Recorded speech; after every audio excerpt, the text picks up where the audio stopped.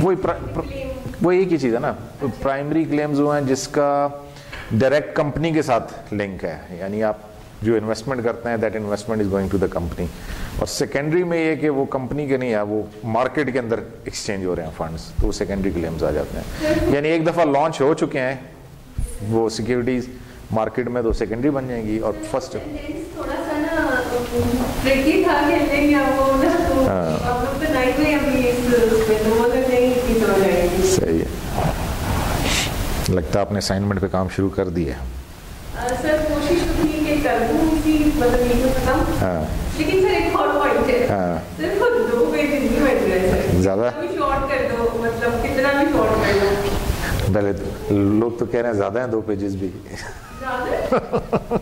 लेकिन आप सोचिए सर 40 स्लाइड्स हैं, और अगर हम एक स्लाइड के ऊपर भी मतलब 2 लाइन्स भी लिखते हैं और फिर सर उसमें मतलब गैप भी तो। अच्छा, लेकिन वो देखे ना 4-5 स्लाइड एक ही टॉपिक पे होंगी ना, किसी एक उसमें आ रही होंगी, तो वो आप उसको समराइज कर सकते हैं। यानी एक पैराग्राफ बना लें, 2, 4, 5, 6 स्लाइडें इकट्ठी निकल जाएंगी ना, बजाय इसके हर स्लाइड को डिस्कस करें, उस टॉपिक को आप देख लें क्या टॉपिक। मतलब वो उसमें आ रहे हैं जो हो रहे हैं, जैसे फाइनेंशियल इंस्टीट्यूशंस हैं तो 2-3 स्लाइडें होंगी, तो एक में ही उसको कवर कर लें। फाइनेंशियल इंस्ट्रूमेंट्स की 2-3 स्लाइडें होंगी, उसको एक में। मार्केट्स भी काफ़ी सारी हैं, चलें आधे पेज तक आपके पास मार्जिन है, 250 तक जा सकते हैं, हाँ इससे ज़्यादा नहीं जाना होगा, फिर वो फिर और लंबा काम हो जाएगा। नहीं सर उसमें एक और बात है ना सर, जैसे अब आपके सेंटेंसेस में जो है तो सर उसमें crisp form and short forms use हुए हैं, बट सर अगर एक स्टूडेंट की पॉइंट ऑफ व्यू से है और अगर आप ये कहें कि समझ के लिखो, तो फिर सर जो है ना फिर मतलब एक बंदा जो है ना वो अपनी समझ के साथ लिखेगा, तो वो अपने न्यूज़ में लिखेगा, तो फिर वो शॉर्ट एंड क्रिस्प करके वो सर उसकी किसी नहीं होगी।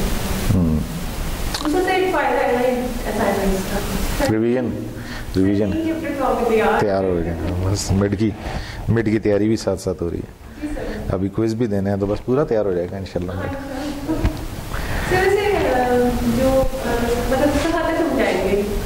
ये मिड तक तो ये है 4 नहीं, ये चौथा ये वाला शामिल है, मिड तक ये है और फिर आगे मिड के बाकी जो मिड के बाद। चलें जी, let's start. Bismillahirrahmanirrahim. Let's fourth topic you can say, or fourth chapter that we will be covering today. This topic is about time value of money. When we talk about investments in case of finance, so those investments they promise certain return, and that return is at a certain future time. So what we want to see that if you are making certain investment today, what return you will be getting at a future time, or in another vice versa, or another case would be that certain investment is promising you certain return after certain period of time, but you want to see what is the present value of that, ठीक है ना, आज के हिसाब से वो return जो है क्या बनता है। तो ये 2 डिफरेंट सिनेरियोज हैं जिसको हम इन्वेस्टमेंट के अंदर while making investment decisions we consider कि what would be the outcome of certain investment after certain period of time, and in other case if certain investment is promising certain return after a certain period of time, whether it is worth investing in it today, ठीक है ना। तो ये 2 चीज़ें हम देख रहे होते हैं इसके अंदर। अब इसमें basically one way of looking at the investment is through timelines, visualize कर लेना अपने डाटा को, तो visual representation जो डाटा की है that is by means of timelines.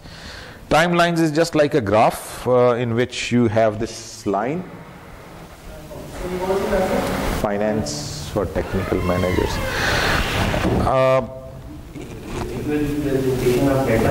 visual presentation of your investment or your data.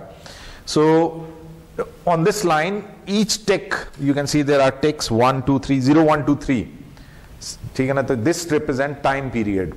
0 means time period 0, 1 means after 1 month or maybe 1 year, 2 means after 2, so 1 2 3 represent period है, 1 2 3 आपका period represent करता है, time represent करता है। फिर what ever is the promised rate of return या promised rate of interest, तो वो आप उसके ऊपर मेंशन कर देते हैं। जैसे यहाँ पे आप देखें I% लिखा हुआ है, तो यहाँ पे आप इंटरेस्ट रेट मेंशन कर देते हैं ताकि उसको विजुलाइज, जो देखने वाला उसको समझ आ जाए कि ये कितना रिटर्न दे रहा है। और नीचे आप देखें CF0, CF1, CF2, CF3, these are cash flows. Cash flows at time 0, cash flow at time 1, cash flow at time 2, cash flow at time 3। तो इस तरीके से हम अपना जो है ना डाटा को विजुलाइज कर सकते हैं। जो आपकी इन्वेस्टमेंट्स हैं, if they are promising certain return, तो वो रिटर्न क्या है, 1 साल के बाद क्या मिलेगा, 2 साल के बाद क्या मिलेगा, 3 साल के बाद क्या मिलेगा। तो इस तरह से हम उसको टाइम लाइन पे ड्रॉ कर सकते हैं। तो आप इसमें फ्यूचर आगे की तरफ चलते हैं, 0 से आगे की तरफ, तो फ्यूचर को देख रहे हैं।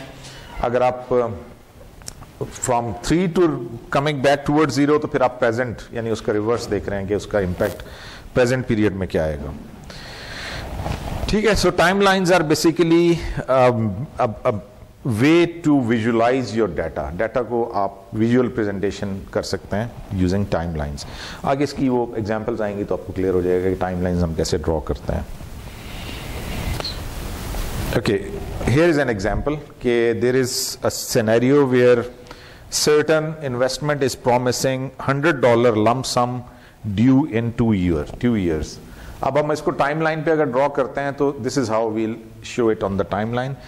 0, 1, 2, ठीक है, ये टाइम को इंडिकेट करता है। 0 today, 1 after 1 year, 2 after 2 years।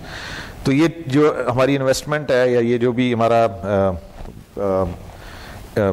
Scenarios में ये कि जी $100 हमें मिलने हैं आफ्टर 2 years। तो देखें 100 हमने कैश फ्लो एट टाइम 2, जहां 2 है उसके नीचे हमने अमाउंट लिख दी गई। दिस रिप्रेजेंट कि ये हमारे $100 मिलेंगे आफ्टर 2 years। अच्छा जी, ये आप थोड़ा सा ज़हन में रख लें। The payments can be of 2 types। One is lump sum payment and then the other is annuity. Lump sum payment है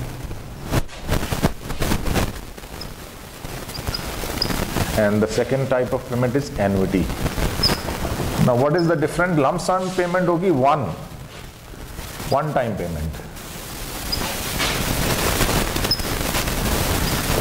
और जो annuity payment है that is a series of payment, एक से ज्यादा payments होंगी।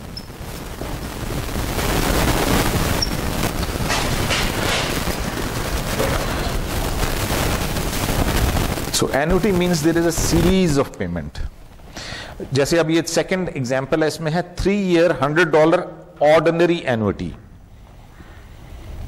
एन्युटी से तो पता चल गया कि ये सीरीज ऑफ पेमेंट है। एन्युटी की फिर 2 टाइप्स हैं। एन्युटी की टाइप्स हैं, one is ordinary annuity and the second is annuity due. Ordinary annuity when payment occurs at the end of period, तो उसको कहते हैं ऑर्डिनरी एन्युटी।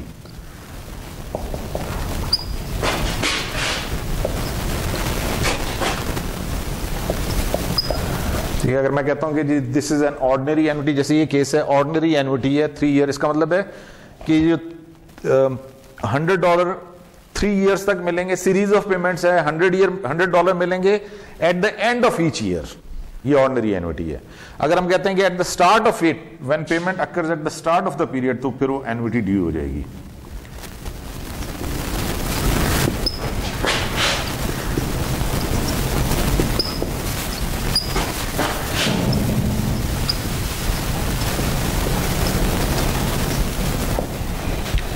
ठीक हो गया जी। तो annuity is a series of payment, एक से ज्यादा पेमेंट्स होंगी। अगर वो payments eight the end of the period हो रही हैं तो फिर वो ऑर्डिनरी एन्युटी कहलाती है। अगर वो payments eight the start of the period होंगी तो फिर वो एन्युटी ड्यू कहलाती हैं।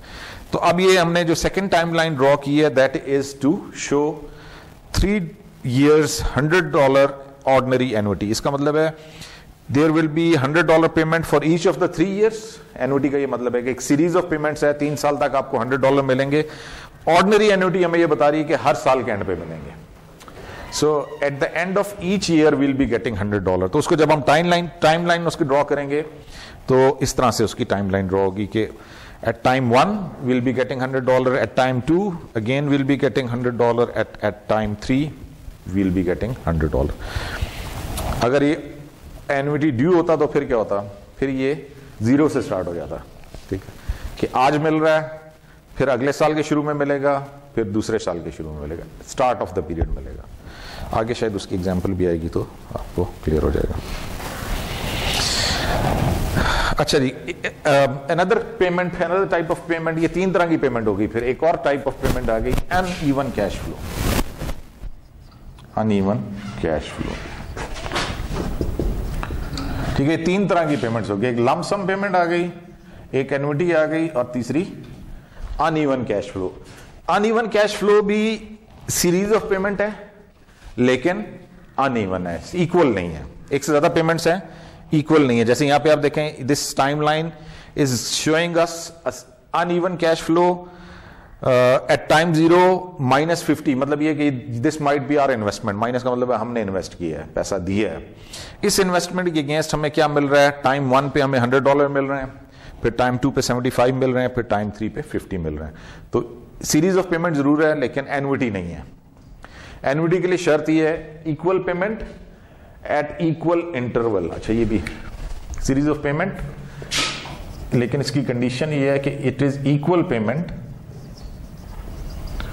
After equal interval. फिर ये, अब ये एन्युटी नहीं है, it's also series of payment, series of payment है लेकिन इक्वल नहीं है।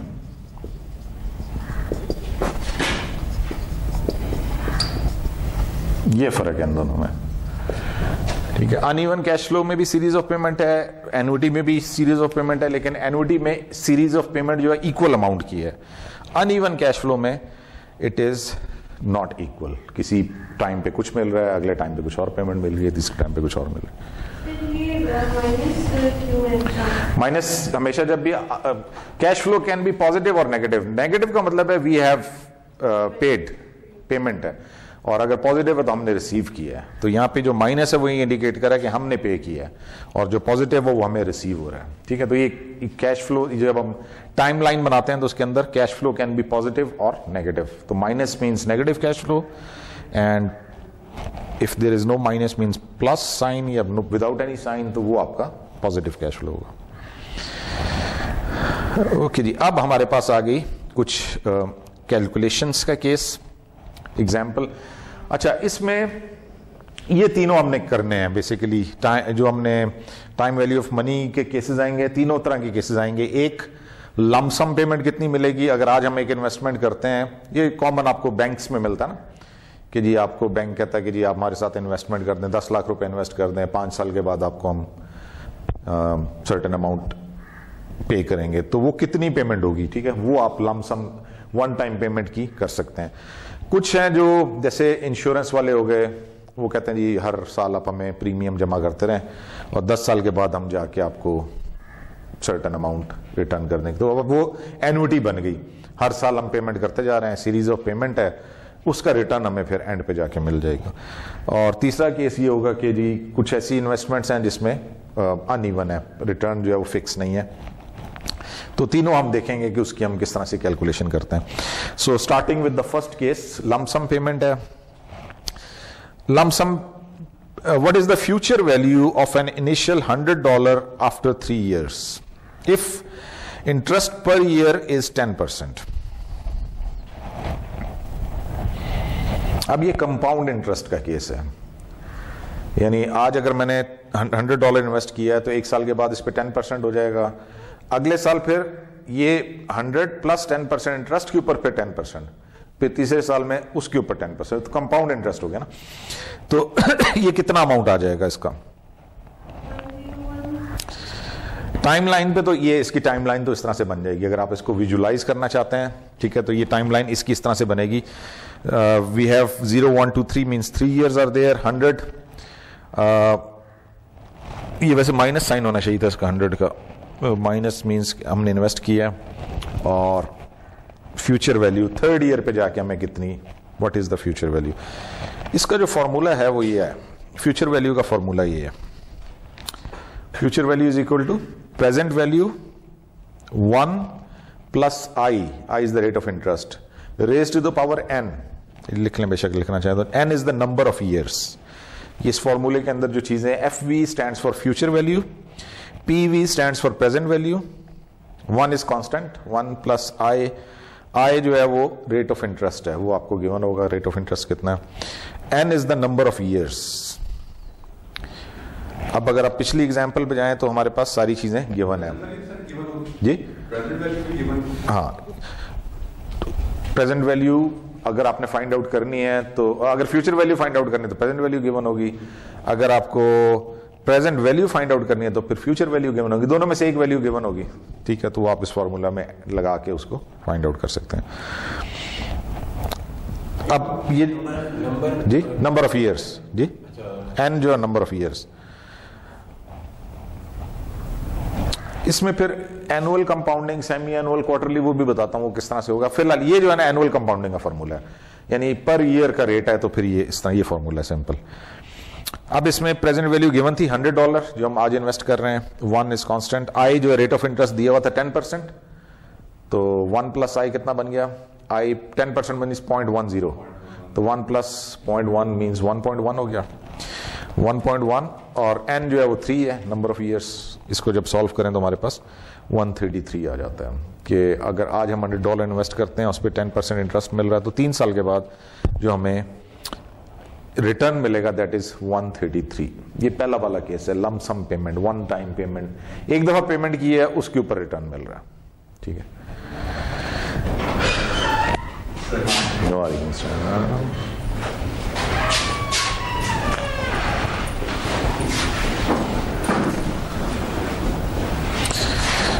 जैसे मैंने कहा ना, ये कंपाउंडिंग का केस है, यानी $100 आज इन्वेस्ट किया तो 1 साल के बाद उस पर 10% इंटरेस्ट मिला, तो 110 हो गए।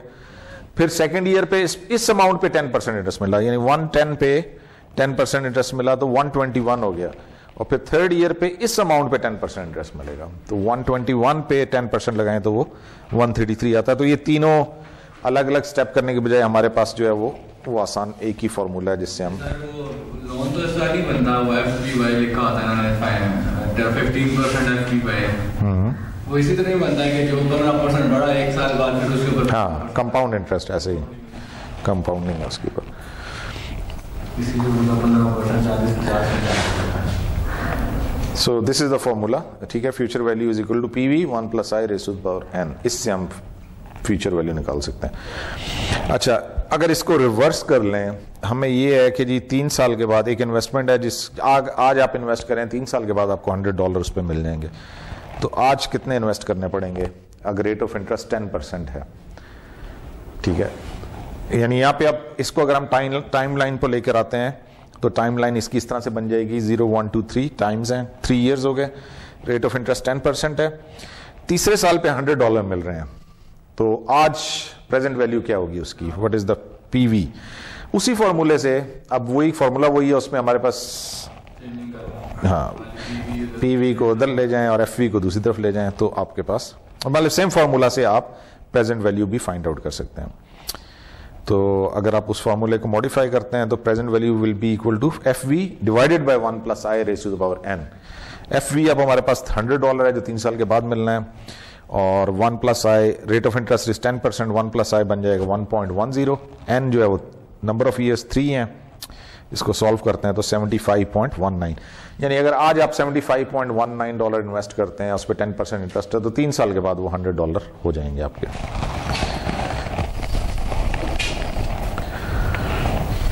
ठीक है, ये वही सोल्यूशन उसका आया हुआ है। अच्छा जी, मैंने आपको एन्युटी का बताया था। एन्युटी क्या है? It is a series of payment, equal payment after equal interval is annuity. Annuity की 2 टाइप्स हैं, ऑर्डिनरी और एन्युटी। अब ये दोनों टाइप्स यहाँ पे शो हुई हुई हैं टाइम लाइन के ऊपर जब आप ड्रॉ करते हैं। ऑर्डिनरी एन्युटी में आप देखें पेमेंट स्टार्ट हो रही है 1 से, मतलब 1 साल के बाद, फिर दूसरे साल के बाद, फिर तीसरे साल के बाद, एंड ऑफ द पीरियड। जबकि एन्युटी ड्यू के अंदर पेमेंट स्टार्ट हो रही है स्टार्ट ऑफ द ईयर, ठीक है, 0 1 2 आज, फिर अगले साल के शुरू में, फिर दूसरे साल के शुरू में, तो 3 पेमेंट्स अगर हमें मिल रही हैं। अब अगर हमने इसकी जो प्रेजेंट वैल्यू या फ्यूचर वैल्यू दोनों, हम उसके लिए फॉर्मूलाज हैं एन्युटी के, ठीक है। पहला जो हमने केस डिस्कस किया that is ordinary, that is lump sum payment. अब आपने इसको मिक्स नहीं करना, क्वेश्चन के अंदर जो है ना आपने उसको अंडरस्टैंड करना है कि जी एक पेमेंट हो रही है या सीरीज ऑफ पेमेंट हो रही है। अगर एक पेमेंट हो रही है तो फिर वो फॉर्मूला लगेगा जो भी हमने डिस्कस किया, FV is equal to PV 1 plus I rays to the power n, वो वाला फॉर्मूला यूज होगा। अगर एक सिंगल पेमेंट है, एक ही पेमेंट है, अगर सीरीज ऑफ पेमेंट आएगी फिर वो एन्युटी होगी। एन्युटी में फिर अगली चीज आपको ये पहले ये डिसाइड करना है कि वो एन्युटी ऑर्डिनरी एन्युटी है या ऑर्डिनरी एन्युटी ड्यू है। वो कैसे पता चलेगा? वो आपको उसमें स्टेटमेंट में पता चल जाएगा कि payment occurs at the start of the period या payment occurs at the end of the period. या तो डायरेक्टली बताया होगा इट्स ऑर्डिनरी एन्युटी या एन्युटी ड्यू, ये अगर नहीं भी बताया हुआ, अगर ये बताया हुआ payment starts at the end of the period तो it means it is a ordinary annuity. और अगर ये लिखा हुआ है कि payment occurs at the start of the period, फिर वो एन्युटी ड्यू हो जाएगी। फॉर्मूला में इतना डिफरेंस नहीं है, एक फॉर्मूला अगर आप कर लें यानी ऑर्डिनरी एन्युटी का कर लें तो एन्युटी ड्यू का फॉर्मूला बड़ा सिंपल है। पहले इस सिनेरियो को देख लें, क्या है जी, what is the present value of 5 year $100 ordinary annuity at 10%। क्या मतलब हुआ? ऑर्डिनरी एन्युटी है 5 ईयर, मतलब हर साल के एंड पे, अगले 5 साल के लिए हर साल के एंड पे आपको $100 मिल रहे हैं। It's a series of payment. एक साल के बाद, फिर 2 साल के बाद, 3, 4, 5, हर साल के एंड पे $100 आपको मिलते जा रहे हैं। तो और रेट ऑफ इंटरेस्ट 10% है। तो आज के हिसाब से उसकी वैल्यू क्या होगी? What will be the present value of this ordinary annuity? अब इसका फॉर्मूला जो है वो ये है, present value of ordinary annuity का फॉर्मूला है, इसको लिख लें, PMT is the payment of annuity. Annuity payment कितनी है? PMT stands for annuity payment. अगली जो चीज है वो सारी ब्रैकेट के अंदर है। वो क्या जी? 1 is constant, 1 minus 1 divided by 1 plus I rays to the power n। हाँ, अब इसमें I जो रेट ऑफ इंटरेस्ट है, n is the number of years divided by I, ये इसका फॉर्मूला है। अब इसमें आप वो जो हमारी सिनेरियो है उसकी वैल्यूज जो है ना इसके अंदर we can put in the values in this formula. PMT जो है ऑर्डिनरी यानी ऑर्डिनरी एन्युटी थी और $100 की थी, तो PMT पेमेंट एन्युटी पेमेंट $100 हो गया। आगे 1 minus 1 divided by 1 plus I, rate of interest is 10%, तो 1 प्लस I 1.10 हो जाएगा। n नंबर ऑफ ईयर्स 5 हैं, ठीक है, और उसको हम डिवाइड करेंगे I से विच इज 0.1, 10%। तो जब हम इसको सॉल्व करते हैं तो दिस इज 379.08। ये ऑर्डिनरी एन्युटी है।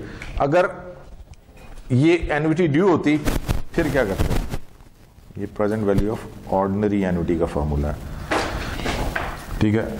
अगर इसकी जगह पे एन्युटी ड्यू आ जाए, यानी आपको प्रेजेंट वैल्यू फाइंड आउट करनी है जब ये $500 पे हो रहे हैं eight the start of the $100 पे हो रहे हैं for 5 years eight the start of the period, साल के शुरू में हो रहे हैं।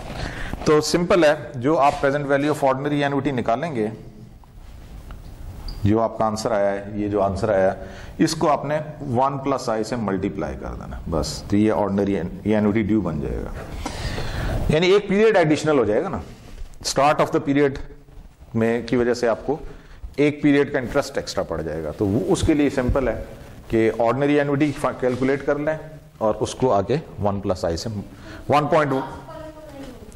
नहीं होगा, लेकिन वो देखें इंटरेस्ट ज्यादा मिलेगा ना आपको। आज जो मिल रहा है $100 उस पे इंटरेस्ट आज से शुरू हो जाएगा, जो साल के एंड पे मिलेगा उस पे तो नहीं मिलेगा ना, ये फर्क है। यानी जो पेमेंट आपको अभी मिल रही है उसका इस साल का भी इंटरेस्ट मिलेगा, जबकि ऑर्डिनरी एन्युटी के अंदर वो स्टार्ट होगा अगले साल के शुरू से, अगले साल से। तो एक पीरियड के इंटरेस्ट का डिफरेंस आता है ना, इसलिए उसको हम 1 प्लस I से मल्टीप्लाई कर लेंगे तो आंसर हमारा ड्यू का कन्वर्ट हो जाएगा। इट विल बी यानी ज्यादा अमाउंट आएगी। और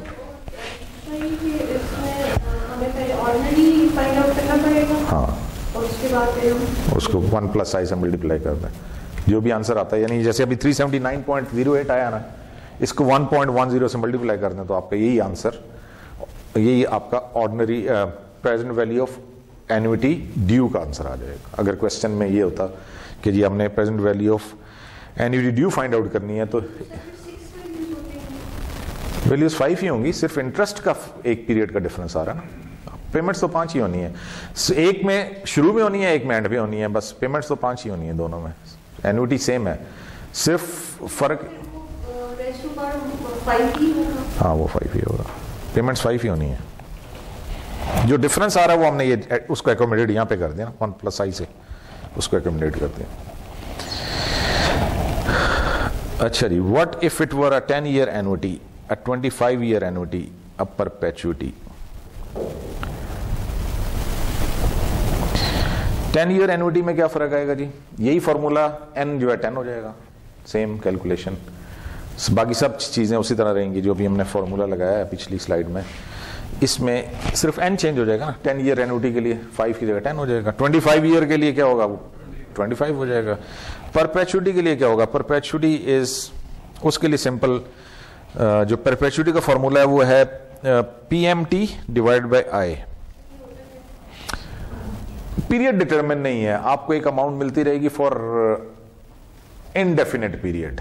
परपेचुइटी वैसे कहते हैं फॉर एवर, लेकिन फॉर एवर तो कॉन्सेप्ट नहीं है, लेकिन ये कि उसका पीरियड, जैसे यहाँ पे हमें 5 साल 10 साल 20 साल डिफाइंड है ना, परपेचुइटी में वो डिफाइंड नहीं है कि कितने अरसे तक, अनस्पेसिफाइड पीरियड।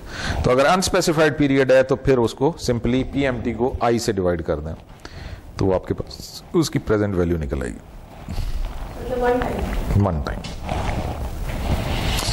ये आ गया जी कैलकुलेशन। 10 से अगर करेंगे तो आपका आंसर 614.46 आ जाएगा, 25 से करेंगे तो 907.70 आ जाएगा। ठीक है जी, अब इसके प्रॉब्लम्स किस तरह के हैं, जो प्रॉब्लम्स आते हैं यानी जिस पूछे जा सकते,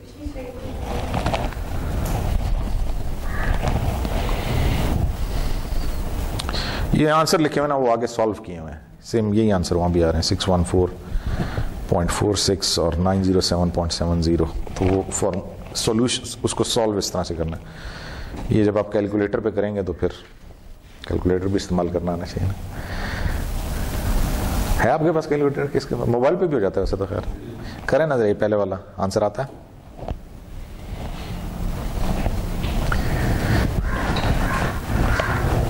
ये 10 वाला करके देखें क्या आंसर आता है।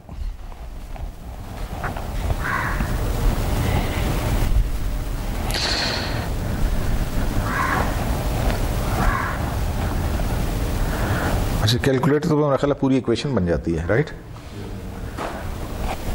फिर तो आसान है, कैलकुलेटर पे इक्वेशन नहीं बनती है। कैलकुलेटर पे अगर कर रहे हैं तो कैसे करेंगे, पहले आप करेंगे 1 + i raised to the power n को, स्टार्ट वहां से करेंगे, जो आंसर आएगा 1 से उसको डिवाइड करेंगे, फिर जो आंसर आएगा 1 में से उसको माइनस करेंगे, फिर जो आंसर आएगा उसको 0.1 से डिवाइड करेंगे, जो आंसर आएगा उसको 100 से मल्टीप्लाई करेंगे। तो वो स्टेप वाइज चलना पड़ेगा।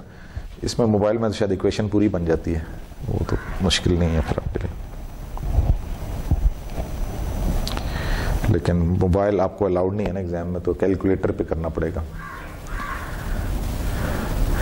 ओपन बुक में भी मोबाइल तो अलाउड नहीं है, हाँ, तो इसलिए कैलकुलेटर यूज करने की जरा आदत डाल लें। इस वाले प्रॉब्लम्स में आपको कैलकुलेटर चाहिए होगा, और कैलकुलेटर भी वो दूसरा वाला साइंटिफिक वाला, हाँ वो वाला नहीं चलेगा, वो नहीं चलेगा है। हाँ अभी तक तो ऐसे ही सुनने में आ रहा है, ओपन बुक की खबरें अभी तक। तैयारी आपने क्लोज बुक वाली करनी है,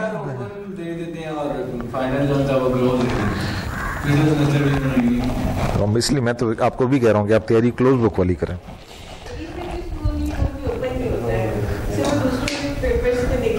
अच्छा, वो तो ज्यादा ओपन हो गया, फिर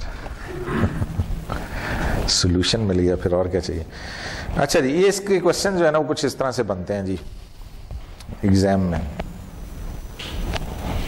A 20-year-old student wants to save $3 a day for her retirement. Every day she places $3 in a drawer.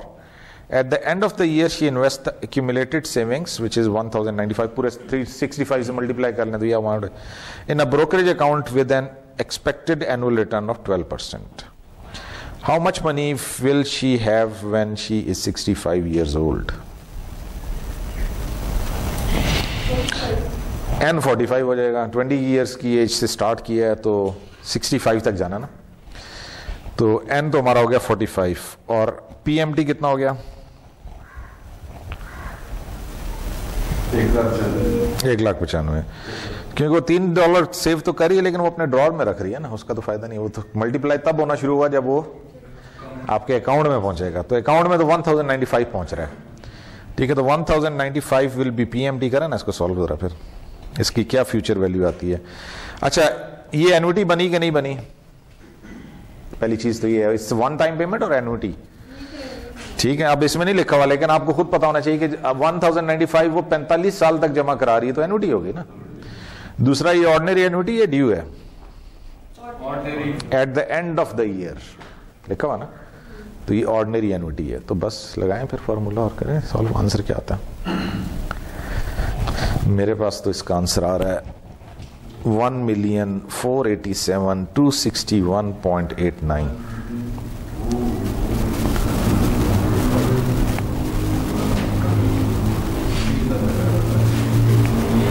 अच्छा, future value of ordinary annuity हमने नहीं किया ना, हमने तो प्रेजेंट वैल्यू किया है।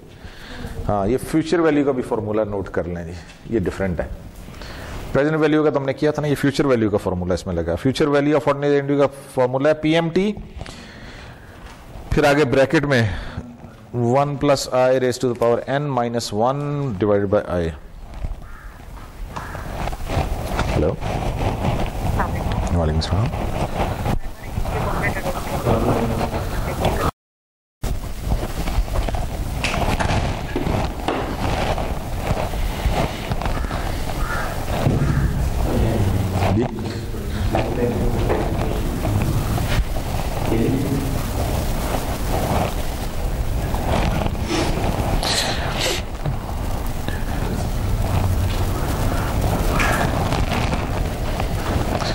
क्वेश्चन ओपन बुक भी हो तो फिर भी है नहीं, समझना पड़ेगा ना पहले। मतलब ये कि ये फॉर्मूला शीट में भी फॉर्मूला गिवन होता है, तो मैं दे दूंगा फॉर्मूला, वो तो आपने डिसाइड करना है इसमें प्रेजेंट वैल्यू लगेगी या फ्यूचर वैल्यू, ऑर्डिनरी है या ड्यू है, एन्युटी है भी कि नहीं है। ये चीज़ें फिर आपको प्रैक्टिस से ही पता चलेंगे ना, प्रैक्टिस और समझने की बात है कि इसको समझेंगे तो, अगर प्रैक्टिस नहीं करेंगे समझेंगे नहीं तो वहाँ फिर आप नहीं इसको समझ नहीं। अक्सर ये होता है कि वो एन्युटी के क्वेश्चन में वो वाला लगा देते हैं लमसम वाला, और लमसम वाले क्वेश्चन में एन्युटी लगाई होती है, तो फिर आंसर तो गलत ही आएगा ना। पहले तो ये समझे एक पेमेंट है या सीरीज ऑफ पेमेंट है। सीरीज ऑफ पेमेंट है तो क्या इक्वल पेमेंट है या अनइवन? अनइवन वाला भी आगे आएगा क्वेश्चन, उसका फिर और डिफरेंट है। वैसे टोटल 6 ही फॉर्मूले हैं, अगर आप 6 भी नहीं 3 ही हैं, बाकी तो उसकी वेरिएशन है ना। फ्यूचर वैल्यू है फॉर्मूला, फ्यूचर वैल्यू का लमसम, उसी को मॉडिफाई कर लें तो वो प्रेजेंट वैल्यू बन जाती है। फॉर्मूला तो एक ही है ना, चेंज ही करना, उसी से फ्यूचर वैल्यू निकाल सकते हैं, उसी से प्रेजेंट। ऑर्डिनरी एन्युटी या present value of ordinary annuity या present value of annuity due, formula तो एक ही है, सिर्फ ड्यू के लिए 1 + i मल्टीप्लाई करना है। और तीसरा formula future value of ordinary annuity है। अगर future value of ordinary annuity है तो वो ये वाला फॉर्मूला जो हमने ये फॉर्मूला लगाना है, और अगर ड्यू है तो इसको मल्टीप्लाई कर देना आंसर को 1 + i से, बस। तो 3 ही फॉर्मूले हैं, आगे उसकी मॉडिफिकेशन ही करनी है। लेकिन ये है कि कौन सा फॉर्मूला किस सिचुएशन में लगेगा, ये बस उसमें आपने देखना है।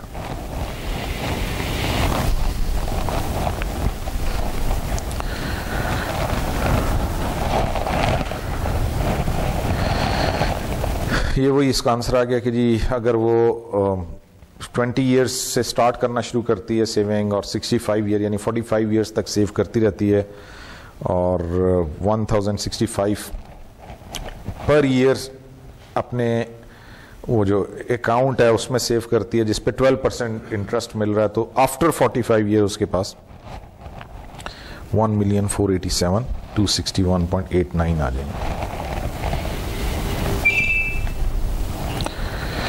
अच्छा, यही क्वेश्चन है, यही सिनेरियो है। अगर वो स्टार्ट करे सेविंग फ्रॉम 40 ईयर्स, यानी 20 ईयर्स से नहीं स्टार्ट कर रही, 40 ईयर्स से स्टार्ट कर ली, यानी एन चेंज हो गया, बजाय 45 के एन जो है 25 हो गया ना, तो फिर क्या आंसर आएगा? वो आंसर ये आएगा, उसका आंसर ये आएगा, ठीक है। 25 हो गया तो अब ये 146,000 1.3 मिलियन का जिक्र भी है, वो कहाँ? कौन सा जी? वो कम है। ये लिखा हुआ है कि जी अगर वो, अब देखें ना, एक ये सेविंग इसमें और पहले वाली फिगर में 1.3 मिलियन का डिफरेंस है। वो 14 लाख था, ये 1 लाख है, 13 लाख का डिफरेंस है, 1.3 मिलियन का डिफरेंस है। So if a 40-year-old investor begins saving today and sticks to the plan, or he or she will have 146,000.59 at age 65. This is 1.3 million less than if starting at age 20. तो जितना time ज़्यादा होगा उतने ज़्यादा उस पर return मिलेगा, जितना टाइम कम होगा उसका रिटर्न कम हो जाएगा।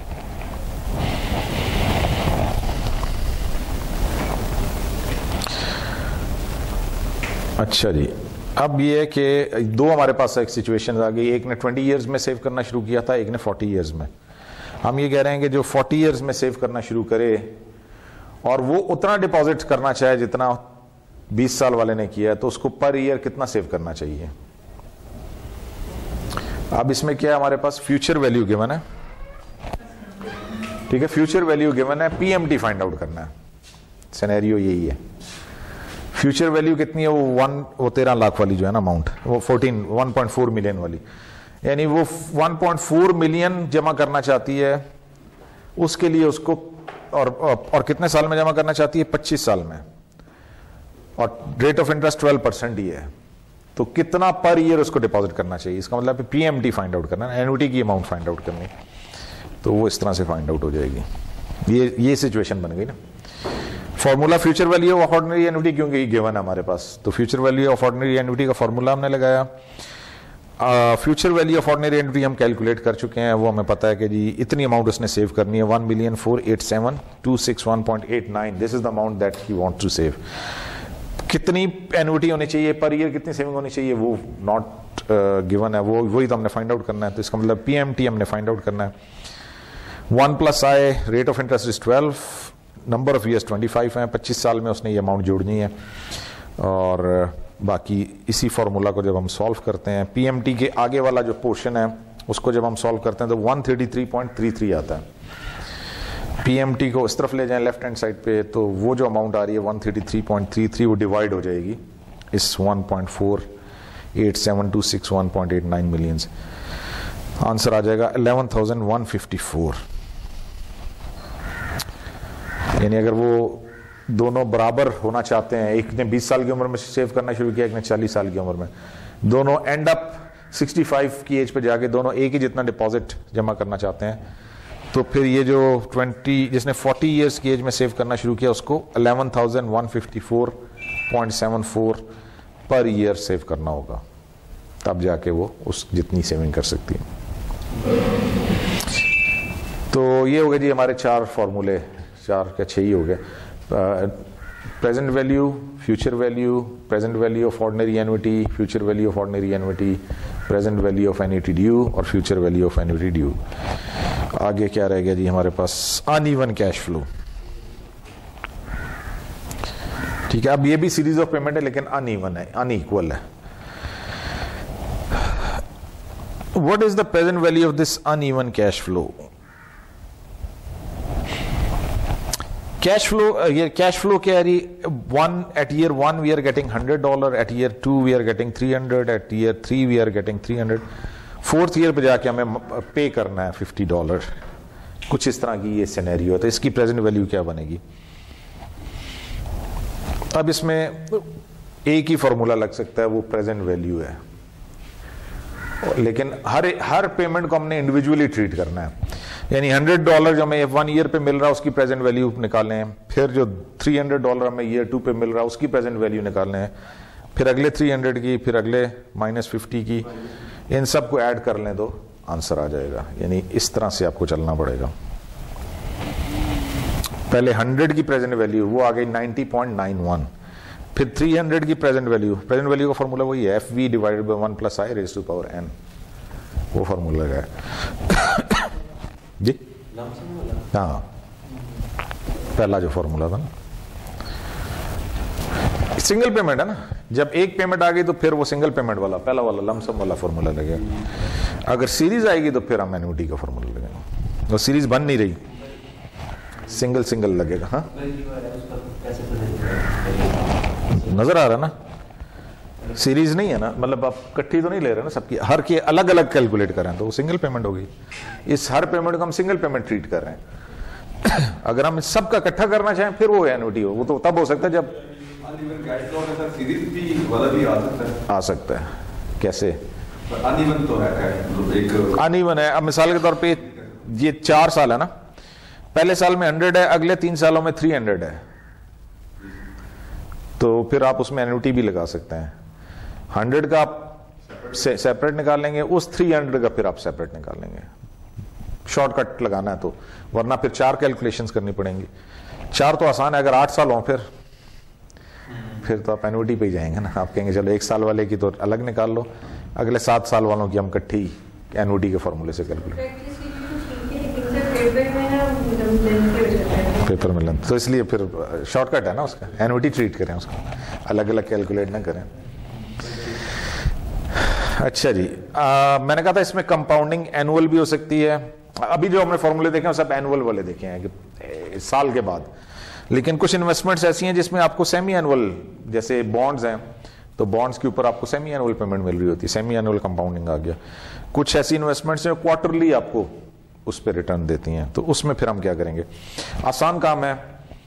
जहां पे भी एनुअल के अलावा काम आ गया, सेमी एनुअल आ गया, क्वार्टरली आ गया, आई को डिवाइड करना है with the number of period, यानी सेमी एनुअल है तो आई को 2 से डिवाइड कर देंगे, क्वार्टरली है तो आई को 3 से डिवाइड कर देंगे। उसी फॉर्मूला वही है, सेम फॉर्मूला है।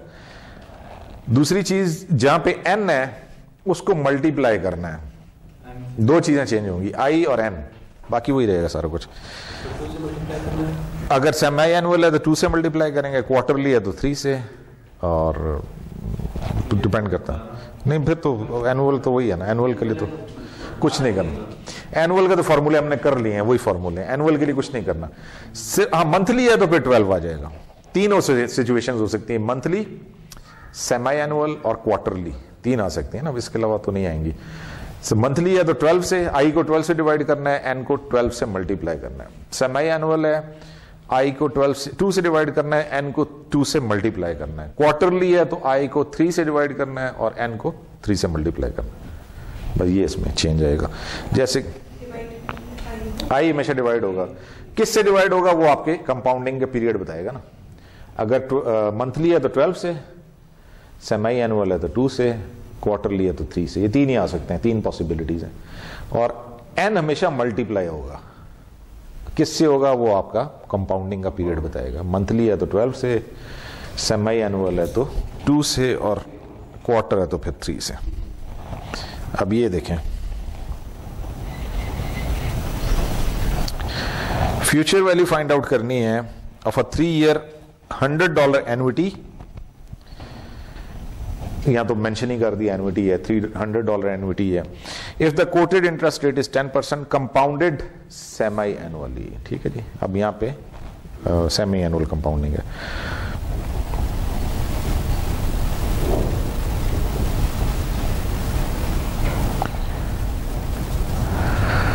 टाइमलाइन इसकी इस तरह से क्यों बनी है, सेमी एनुअल है तो 6 पेमेंट्स हो गई ना, फिर 3 नहीं है, 3 साल हैं लेकिन पेमेंट 6 हो गई। सेमी एनुअल का मतलब है पेमेंट 6 हो गई ना, हर 6 महीने के बाद पेमेंट होनी है। अच्छा, साल के बाद 100 है तो इसलिए हमने 2 के बाद 100, 4 के बाद 100 और 6 के बाद 100 रखा है, यानी सेमी एनुअल फिर 50 होगी। या तो आप सबके नीचे 50 भी लिख सकते हैं, वो भी ठीक है। और रेट ऑफ इंटरेस्ट जो है कंपाउंडेड 100%, 10% है, वो एनुअल है तो आई को 2 से डिवाइड करना होगा ना। आई को 2 से डिवाइड किया, एन को 2 से मल्टीप्लाई किया, बस ये है। सर ये 2 पर 100 नहीं किया था आपने, 2 पे आप कह रहे हैं कि 2 के बाद 100 करना है, तो ये 2 के एग्जैक्टली पर ऊपर ही है ना 2 के, उसके बाद आपने कहा ना उसके बाद 100 करना है, यानी 2 के बाद 3 आएगा। नहीं 2 के नीचे का मतलब है 2 के, आप 2 टाइम 2 पे 100 लिखा हो ना, इसका मतलब है सेकंड ईयर के एंड पे, या सेकंड टाइम, या ईयर तो नहीं है, सेमी एनुअल है, साल के एंड पे आपको 100 मिलेगा। तो 4 के बाद का मतलब है दूसरे साल के एंड पे, 6 के बाद मतलब है तीसरे साल के बाद। इसकी कैलकुलेशन जो है वो ये इसकी, खैर ये तो इसने वो सिंगल उससे किया है, but it can be done with the formula, जो दूसरा फॉर्मूला है ये इस फॉर्मूले से होगा ना। Semi annual compounding, future value of ordinary annuity है, सेमी एनुअल कंपाउंडिंग है, तो हमने उसमें आई को देखे ना, आई को एम से, M means number of compounding, I को यहाँ पे 2 से डिवाइड किया, और एन को नंबर ऑफ ईयर्स को एम से मल्टीप्लाई किया, कितनी कंपाउंडिंग हो रही है। तो बाकी पीएमटी हमारा जो है वो 50 हो जाएगा, 6 महीने के बाद 50 होगा ना, साल 100 के बाद, 100 जो है आफ्टर 1 ईयर है, तो 6 मंथ्स के बाद तो 50 होगा ना, इसलिए हमने पीएमटी को 50 ले लिया। तो इसको सॉल्व करें तो आपके पास 340 आ जाता। ये जो पिछला वाला ना, इस तरह से करने का तुक नहीं बनता। जब आपका आ जाए ना एन्युटी, तो फिर आप एन्युटी का फॉर्मूला लगाएं, फिर इस तरह से करना तो फायदा, तो लंबा ही काम, अपना काम बढ़ा रहे हैं ना। If you know it is annuity, तो एन्युटी का फॉर्मूला लगा के आप डायरेक्ट कैलकुलेट कर सकते हैं।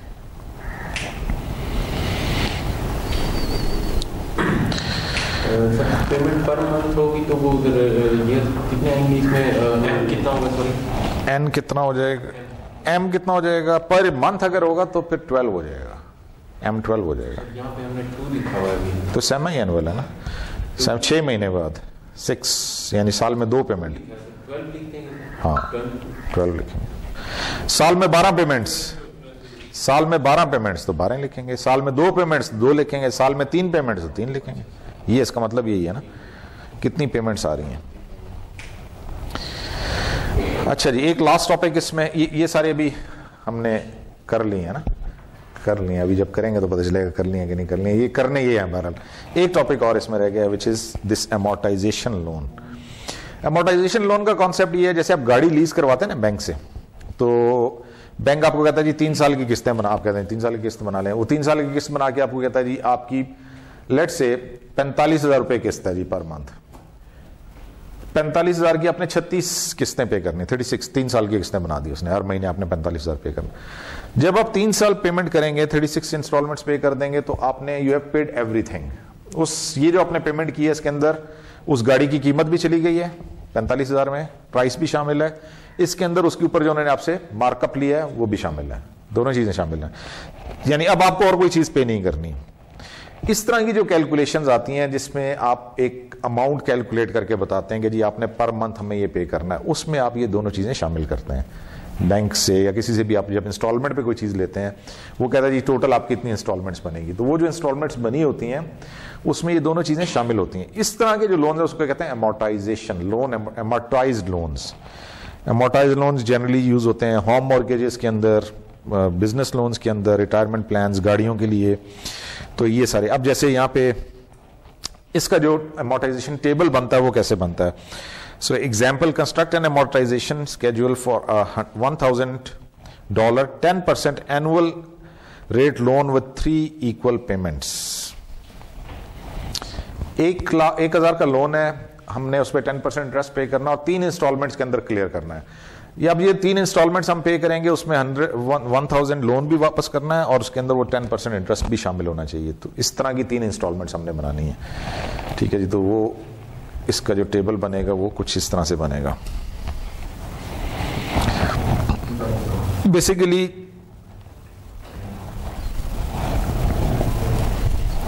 पांच कॉलम कह लें, 5 कॉलम है। पहले ईयर आ गया, फिर बिगिनिंग बैलेंस आ गया लोन का, पीएमटी कितनी पेमेंट करनी है आपने, ये पीएमटी भी कैलकुलेट हो सकता है। ये पीएमटी कैसे कैलकुलेट होगा इसका, 1,000 क्या है ये, प्रेजेंट के फ्यूचर, और 3 इंस्टॉलमेंट्स में क्लियर करना है विच आर इक्वल इंस्टॉलमेंट्स, और हर साल के एंड पे करनी है। ऑर्डिनरी एन्युटी बन गई। तो ऑर्डिनरी एन्युटी है जिसकी प्रेजेंट वैल्यू हमें पता है, पीएमटी नहीं पता। करें ना जरा कैलकुलेट, क्या आता है इसकी पीएमटी कितनी आती है।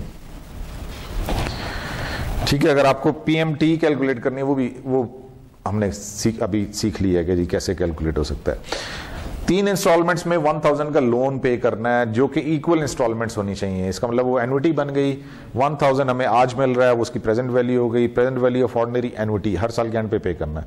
So present value of ordinary annuity का फॉर्मूला जो है वो पीछे हमने डिस्कस किया है। Future value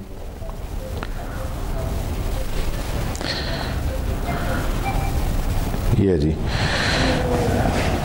PVA ordinary is equal to PMT 1 minus 1 divided by 1 plus I raised to the power n divided by I। अब यहां पे PVA जो है वो 1000 है, ठीक है, वो हमारे पास गिवन है, इज इक्वल टू PMT नहीं पता, PMT को PMT लिख लें क्योंकि वो फाइंड आउट करना है। 1 minus 1 divided by 1 plus I, rate of interest 10% है, 12 है, 10% है, कितना था?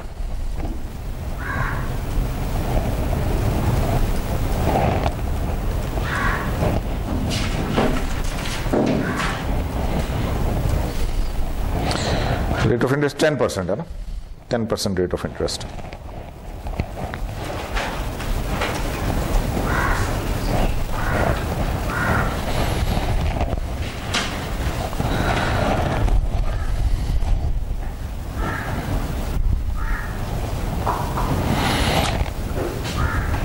मेंटल मैथ का पता ना, जबानी कुछ चीजें मेंटल मैथ से भी पता चल जाती है ना।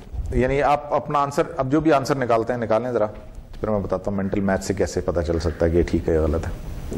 पहले तो ये निकाल लेना, PMT फाइंड आउट कर लें कितना आता है जी। 1036। अल्लाह खैर। अच्छा जी, अब ये इन्होंने 1000 कितना 1036 बताया ना। ये मेंटल मैथ आपका यहाँ पे आसानी से यूज हो सकता है। 1000 का लोन है, 3 किस्तों में पे करना है। 1000 को 3 से डिवाइड कर लें, 333, उस पर 10% का इंटरेस्ट भी लगा लें, तो ये फिगर को 400 से 500 के बीच में आनी चाहिए। ये नहीं आनी चाहिए जो ये कह रहे हैं, 1000 तो नहीं बन सकता है, ठीक है ना। मेंटल मैथ आप जुबानी अंदाजा लगा सकते हैं ना। तो इस तरह की चीज पहले अपने आप खुद भी अपने आंसर को देख सकते हैं, यार ये नहीं सेंस नहीं बन रही, it should be somewhere between, इसकी उनकी ठीक लग रही है 400 समथिंग, हाँ ये कुछ क्लोज आंसर है, ठीक है, ये सेंस बनता है इसका, ठीक है ना। तो 400 से 500 के बीच में आंसर है, तो अंदाजा तो ये है, बाकी कैलकुलेट आप एग्जैक्ट करेंगे। तो मेरे पास जो आ रहा है वो 402 आ रहा है, 302 नहीं है, 402 है। हाँ 402 का आंसर आ रहा है, पता नहीं अब ये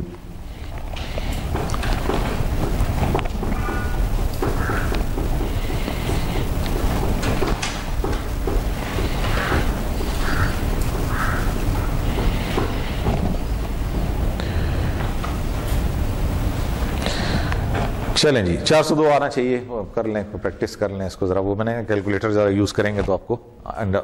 अब इसका जो अमोर्टाइजेशन टेबल बन रहा है वो किस तरह बन रहा है। पहली बात तो ये 3 पेमेंट्स हैं ईयर में, 1 2 3, 3 साल आ गए, ठीक है जी। बिगिनिंग बैलेंस लोन 1000 रुपए का लोन है। पीएमडी अभी हमने कैलकुलेट कर लिया 402 है, यानी हमने 3 किस्तें पे करनी है 402 रुपए की, 402 402 402 3 किस्तें पे करनी, तो पीएमडी 402 हो गया। इंटरेस्ट कैलकुलेट होता है आपका जो बैलेंस है उसके ऊपर। 1000 रुपए आपका लोन है, उस पर 10% इंटरेस्ट 100 रुपए आ जाएगा। तो आपने जो पेमेंट की है 402 रुपए, उसमें 100 रुपए इंटरेस्ट है, 302 रुपए जो आपने पे किए वो आपके लोन की अमाउंट कम हुई है। तो 1000 में से 302 माइनस कर दें पीछे, 698 आपका लोन बच गया। 698 हाँ, अगले साल अगली जो पेमेंट आ रही है सेकंड ईयर में, आप देखें पेमेंट तो हमने 402 ही करनी है, पेमेंट हमने 402 की है, लेकिन उस पे 10% इंटरेस्ट हमने 698 पे किया है। 698 का 10% 69.8 होगा ना, राउंड ऑफ करके 70 लिख दिया, 70 कर लिया जी हमने। तो 402 हमने टोटल पे किया, उसमें से 70 इंटरेस्ट गया, 332 आपका लोन कम हो गया। 698 में से 332 कम हुआ तो पीछे 366 लोन बच गया। जो अब आप तीसरी किस्त पे कर रहे हैं 402 रुपए की, उसमें 366 का 10% राउंड ऑफ करके 37 ही आ जाता है। तो 402 में से 37 इंटरेस्ट माइनस कर दें, रिमेनिंग 366 इज योर लोन। अब आप देखें लोन भी जीरो हो गया और आपने उसके ऊपर इंटरेस्ट 206 रुपए 34। हाँ, तो ये एमोर्टाइजेशन टेबल का पर्पज यही है कि आपने दोनों चीजें पे ऑफ कर दी हैं। प्रिंसिपल अमाउंट, यानी जो आपकी, अच्छा ये प्रिंसिपल की जगह एक्चुअली लिख लें इसको reduction in principle. Reduction in principle के आपके प्रिंसिपल में कम कितना हुआ, प्रिंसिपल अमाउंट में से कमी कितनी हुई है। पहली इंस्टॉलमेंट में जब आपने 402 रुपए पे किए तो प्रिंसिपल अमाउंट में से 302 चले गए, 100 इंटरेस्ट था। दूसरी पेमेंट जब आपने की है तो उसमें से 70 आपका इंटरेस्ट गया, 332 आपका प्रिंसिपल में से चला गया। और तीसरी इंस्टॉलमेंट में 37 इंटरेस्ट था और 366 आपका प्रिंसिपल। तो प्रिंसिपल आप ऐड करें तो वो 1000 ही आना चाहिए, यानी आपका जो 1000 का लोन था वो पे हो गया। 206.34 उसमें इंटरेस्ट है और टोटल आपने जो पेमेंट की है वो 1206.34 की है। पे 200 हमने दिया है, इंटरेस्ट दिया है, लिखा हुआ 10% है, वरना वैसे आइडियली देखा जाए तो वो 100 तो कंपाउंडिंग है ना, पर ईयर भी है ना कंपाउंडिंग 200। हाँ हाँ बना रहे। अमोर्टाइजेशन टेबल में आप नोट करें, ये जो टेबल बना उसमें एक चीज नोट करें कि जो आप पेमेंट कर रहे हैं हर पेमेंट के साथ आपकी इंटरेस्ट की पेमेंट कम होती जाती है और प्रिंसिपल की अमाउंट, प्रिंसिपल का पोर्शन बढ़ता जाता है, इसलिए आउटस्टैंडिंग अमाउंट कम हो रही है ना। इंटरेस्ट लगता है आउटस्टैंडिंग अमाउंट पे, आउटस्टैंडिंग अमाउंट कम होती जाएगी तो आपका इंटरेस्ट कम होता जाएगा, इंटरेस्ट कम होता जाएगा तो आपकी जो अमाउंट में कंट्रीब्यूशन है प्रिंसिपल अमाउंट का वो बढ़ता जाएगा। यानी इसका अगर आप ग्राफ बनाएं तो वो ग्राफ भी कुछ इस तरह से बनेगा। इसमें जो नीचे वाला पोर्शन है वो प्रिंसिपल अमाउंट वो इंक्रीज होता जा रहा है और ऊपर वाला पोर्शन है इंटरेस्ट का वो कम होता जा रहा है। इंटरेस्ट कम होता जाएगा इसलिए कि आउटस्टैंडिंग बैलेंस आपका कम होता जा रहा है, तो इंटरेस्ट की अमाउंट कम होती जा रही है और प्रिंसिपल अमाउंट आपका बढ़ता जा रहा है, इसलिए कि वहां से आपकी जो आपकी इंस्टॉलमेंट में इंटरेस्ट का पोर्शन कम होगा तो प्रिंसिपल का पोर्शन बढ़ जाएगा।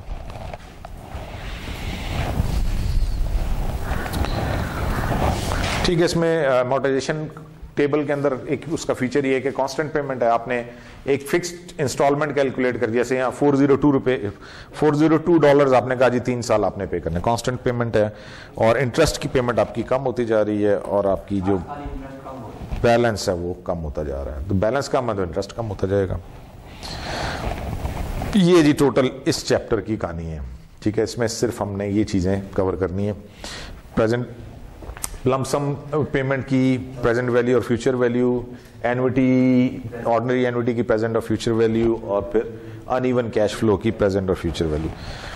तो चलें जी इसके कुछ क्वेश्चंस करते हैं ताकि प्रैक्टिस हो जाए कि जी कैसे करने हैं।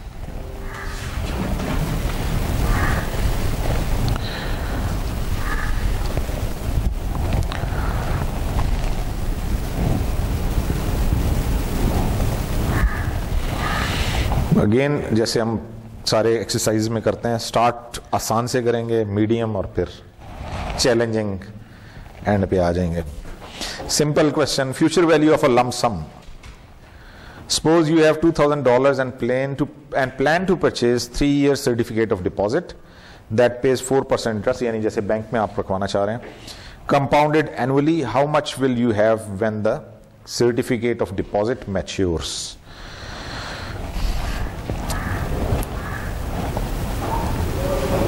तो 1 टाइम पेमेंट है जी, 2000 आपके पास सिर्फ अमाउंट है, वो आपने इन्वेस्ट करनी है और 3 साल के लिए इन्वेस्ट करनी है और उस पर 4% आपको एनुअल इंटरेस्ट मिल रहा है। सिंपल फ्यूचर वैल्यू का फॉर्मूला लगेगा।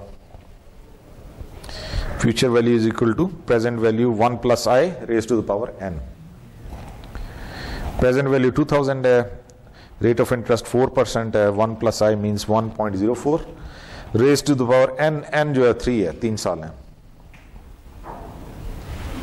2249.73।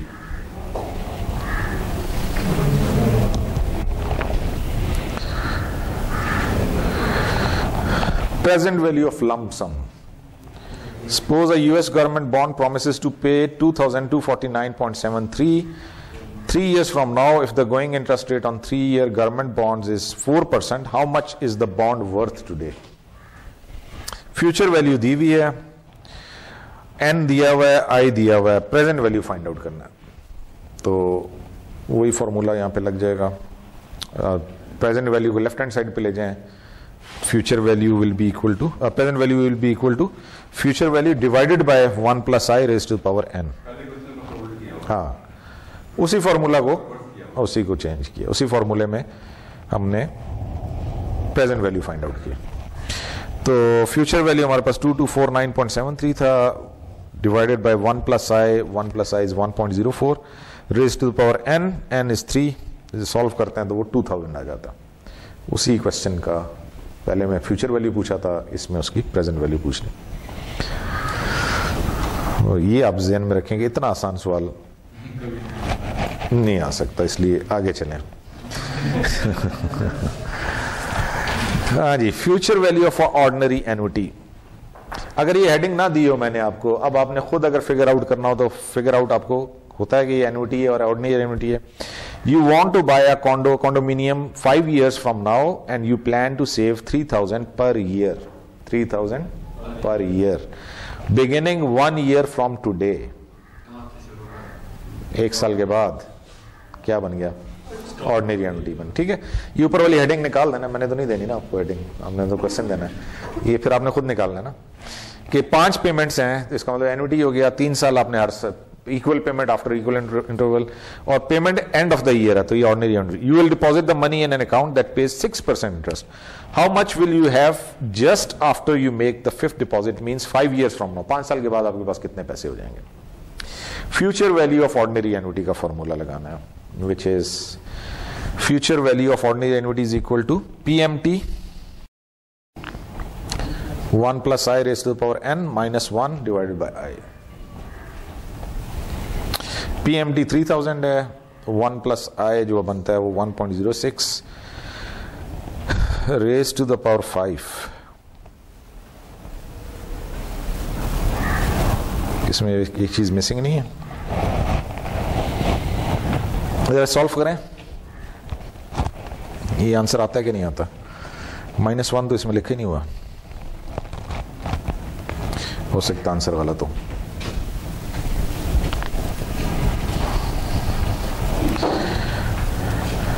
Future value of ordinary annuity नहीं, फॉर्मूला ठीक है, नीचे जो अमाउंट लिखी है वो गलत है। 3000 1.06 raised to the power 5 -1 नहीं है उसमें, -1 किधर गया? किधर? फॉर्मूले में है ना, अमाउंट में नहीं है, अमाउंट में गायब हो गया। फॉर्मूले में लिखा हुआ अमाउंट, इसलिए हो सकता है कि आंसर डिफरेंट हो। सॉल्व करके देख लें जरा, ये आता भी है कि नहीं।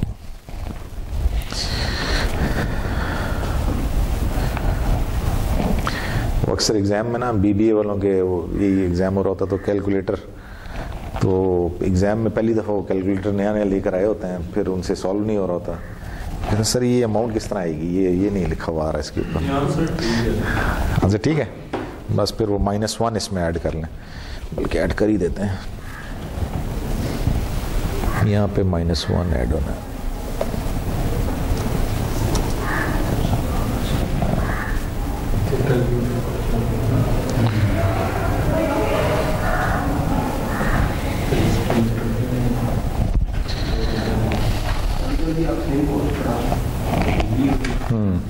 ये BBA में तो ये असल में बेसिक है ना, यहाँ से तो फाइनेंस स्टार्ट होती है ना, फिर इसके बाद आगे फिर एडवांस टॉपिक्स इसके स्टार्ट होते हैं, यानी जो आपके जितने एडवांस टॉपिक्स हैं उसमें ये बेसिक चीज़ें तो सब में सेम है, तो स्टार्ट तो यहाँ से ही होता है।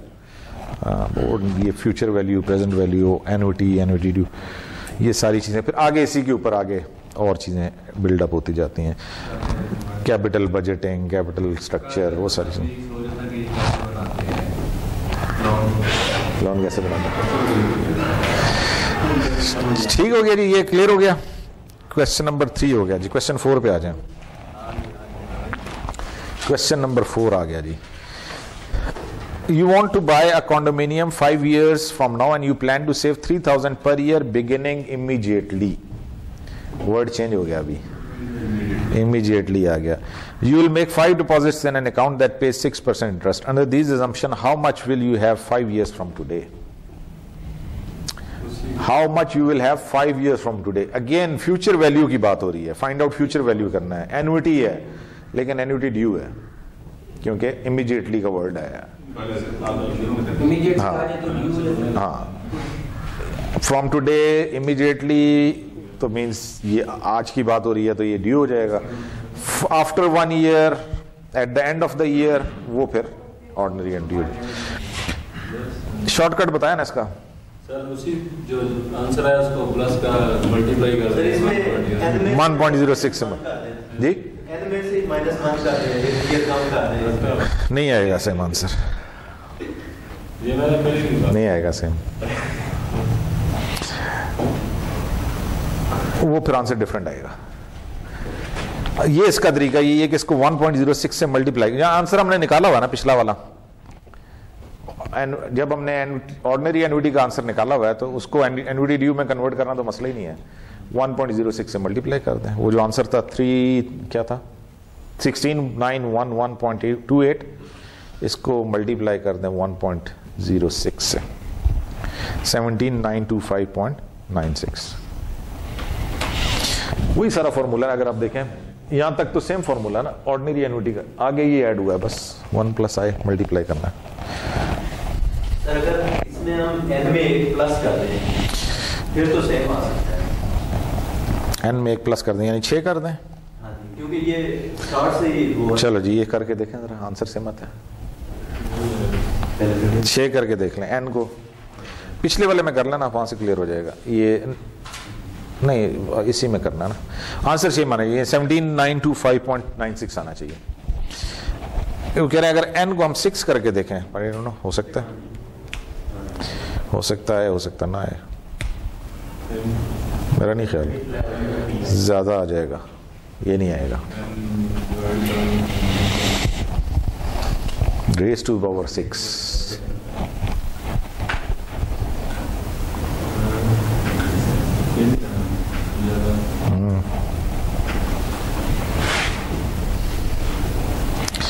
ये कुछ ज्यादा आएगा भाई.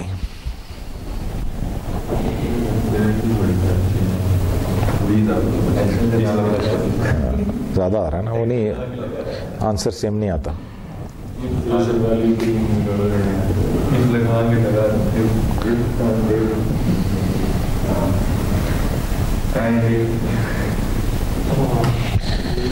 चलें नेक्स्ट.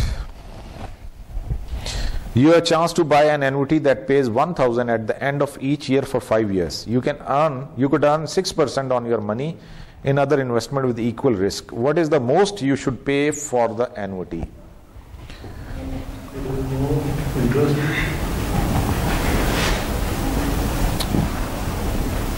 1,000 PMT है, N5 है, I6 है. फाइंड आउट क्या करना है. What is the most you should pay for that? आज कितना पे करूं मैं, कितना मैं पे करूं इस एन्युटी के लिए. मीन्स प्रेजेंट वैल्यू ऑफ, और जो एन्युटी है वो eight the end of the period है. तो present value of ordinary annuity के फॉर्मूले से हमने प्रेजेंट वैल्यू निकालनी है. सर एक क्वेश्चन मेरे ज़हन में आया. हाँ. एक पीछे स्लाइड्स पे जाएं, पीछे जाएं वो जिसमें 300 और 1000 वाला नहीं आया था, वो 3 साल थे, वो वाला एक टेबल बने. वो कौन सा था? वो तो वो था, वो तो वो यार क्या कहते हैं उसको जी, अमोर्टाइजेशन टेबल की बात. क्वेश्चन आ गया. बड़ी सख्त क्वेश्चन आ गया. चले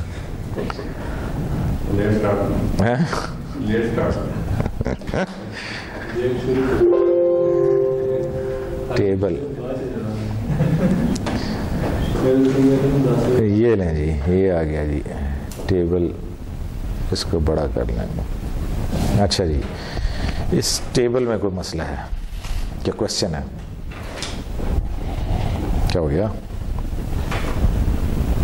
एक पावर वो चल रही है तो दूसरी वो नहीं चला रहा. इसको बंद करेंगे तो वो चलेगा.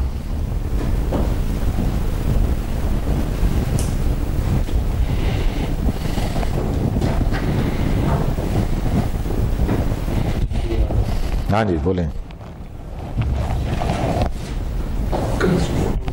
सर ये जो आया है पीएमटी, ये 402 हमने मतलब टेबल बना रहे हैं, इस पे लिखा है कि बिगिनिंग बैलेंस 1000 है, उसके बाद हमने पीएमटी 402 कैसे लिया है? पहले कैलकुलेट किया ना हमने 1000 से उसी फार्मूले के साथ जो पहले हम चला रहे हैं, और इसको स्टेप बाय स्टेप लेके चलेंगे कि पहले ये लिखेंगे, फिर वो स्टार्ट करेंगे, फिर एंड बैलेंस डालेंगे, फिर ये सारा काम करेंगे। 698 और ठीक है, क्लियर हो गया? चलो ये टेबल बनने के लिए भी आएगा। खाली टेबल नहीं, उससे पहले ये भी आएगा ना। ये कौन निकालेगा? ये भी तो निकालना ना, ये निकालेंगे तो टेबल बनेगा ना। फिर टेबल फिर बनेगा। हाँ मैंने और आपको क्लियर बता दिया कि ये आएगा। बात तो ये टेबल के दो नंबर है, बाकी पीछे चलें जी, आगे चलें जी। क्वेश्चन नंबर 5 पे पहुंच गए थे। अच्छा ये हो गया, ये हो गया जी। Ordinary present value of ordinary annuity, यानी present value of ordinary annuity का फॉर्मूला ये है जी, PVA ordinary annuity PMT 1 - 1 divided by 1 + i rays to the power n divided by i। अब इसमें हमारे पास सारी चीजें गिवन है। पीएमटी 1000 है, i जो है वो 6% है, मींस 0.06, और n जो है वो 5 है। तो सॉल्व कर लें तो हमारे पास 4212.36 आता है। इस इन्वेस्टमेंट के लिए मुझे आज अगर मैं 4212.36 पे करता हूं तो अगले 5 साल तक मुझे 6% के हिसाब से इस पे 1000 रिटर्न मिलता रहेगा। या ये इतना पे करना चाहिए मुझे, इससे ज्यादा अगर पे कर रहा हूं तो मेरा नुकसान है, फिर मुझे फायदा नहीं है इसमें इन्वेस्ट करने का।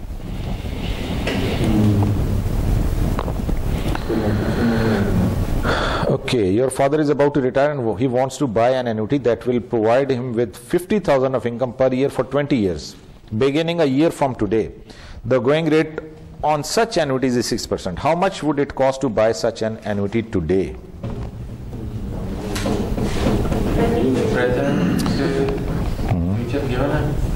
नहीं गिवन, PMT गिवन है, PMT गिवन है, N गिवन है, I गिवन है, ये चीजें तो दी हैं। PMT इज 50,000, N इज 20 और I जो है वो 0.066%। प्रेजेंट वैल्यू ही चाहिए, तो वही present value of ordinary annuity का फॉर्मूला लगाकर आप इसमें प्रेजेंट वैल्यू निकाल लेंगे। 573,496.06। आज ये इन्वेस्ट कर लें, अगले 20 साल तक 50,000 पर मंथ आपको मिलता रहेगा। ये इसमें ये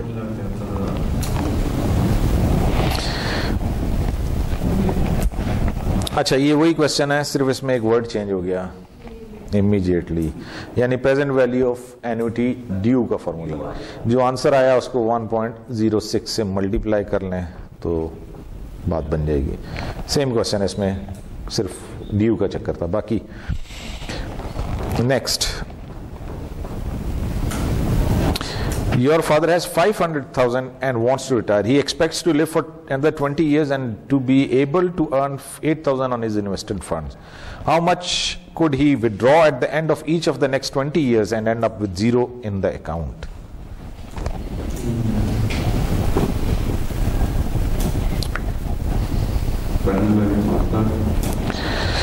Present value 5 लाख है। फ्यूचर वैल्यू फिर भी है तो पीएमटी 5 लाख अभी है।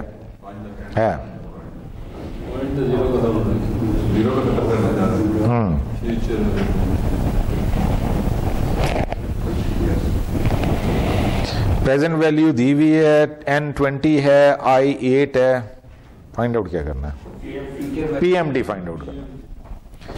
तो present value of ordinary annuity का फॉर्मूला लगाएंगे और पीएमटी फाइंड आउट कर लेंगे।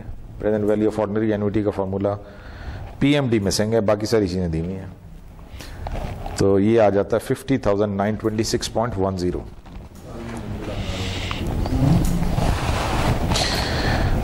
500,000 आज इन्वेस्ट कर दें तो अगले 20 साल तक ये अमाउंट आपको मिलती रहेगी।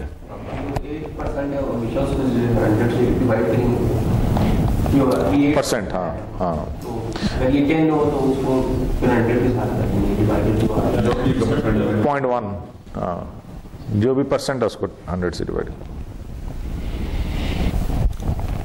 Same question, beginning of each year, बस ड्यू बन गया ना, यानी ऑर्डिनरी एन्युटी ड्यू का formula, present value of annuity due का फॉर्मूला, तो 1 + i से मल्टीप्लाई कर देंगे तो आंसर आ जाएगा।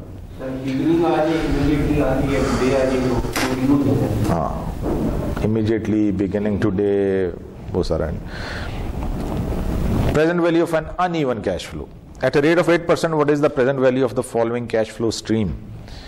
$0 at time 0, $100 at the end of year 1, $300 at the end of year 2, and $0 at the end of year 3, and $500 at the end of year 4।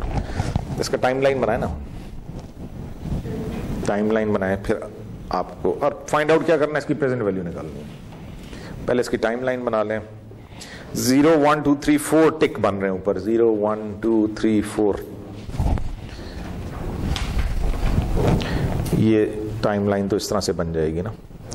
0 1 2 3 4, 0 पे $0 cash flows, 1 पे $1 $100, 2 पे $300, 3 पे $50 और 4 पे $500। जी 3 पे 0 है,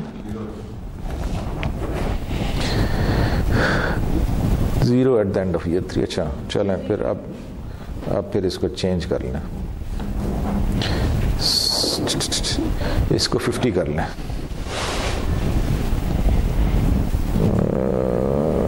टाइमलाइन पे डिफरेंट है,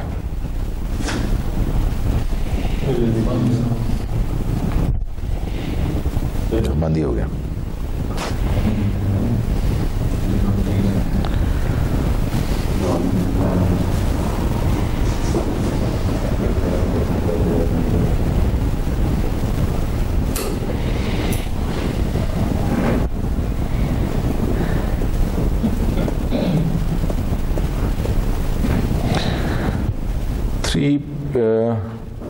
थ्री पे 0 है ना, और यहाँ हमने क्या लिखा हुआ है?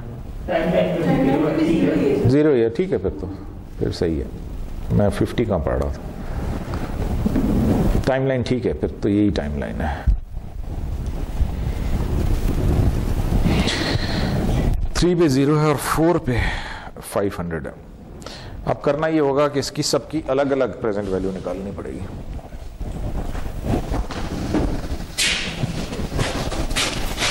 ये अनइवन वाला जो है ना, इसका बेस्ट तरीका यही है कि इसका टाइमलाइन बना लें, वो से फिर आपको सॉल्व करना आसान हो जाएगा।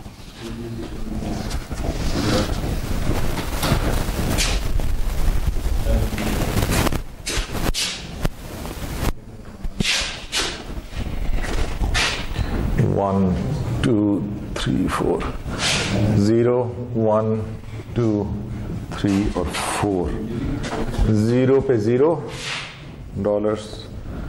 1 पे 100, 2 पे 300, फिर 0, फिर 500।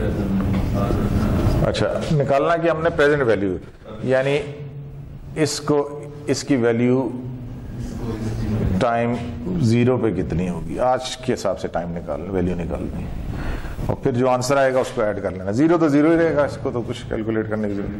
100 की अगर आप प्रेजेंट वैल्यू निकालते हैं, वो फॉर्मूला यही है, present value is equal to FV 1 + I raised to the power n। 100 rate of interest 8% है, 8% है, तो 1.08 और n 1 है, 1 है ना, तो ये 92.59। इसी तरह 300 की प्रेजेंट वैल्यू इसी फॉर्मूले से निकालेंगे, यहां 300 हो जाएगा 1.08 raised to the power 2, ये 2 है ना टाइम, 257.20।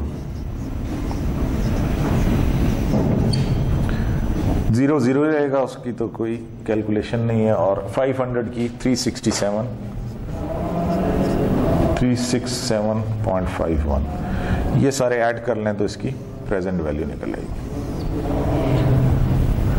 717.31।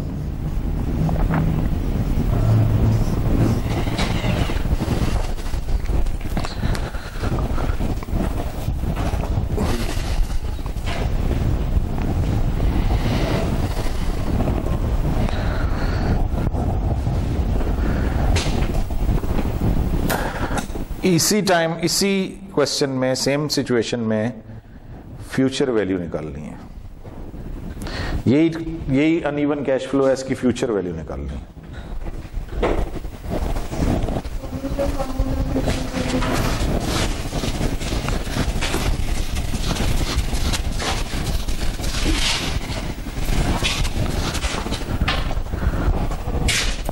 अब आपने इस तरफ जाना है,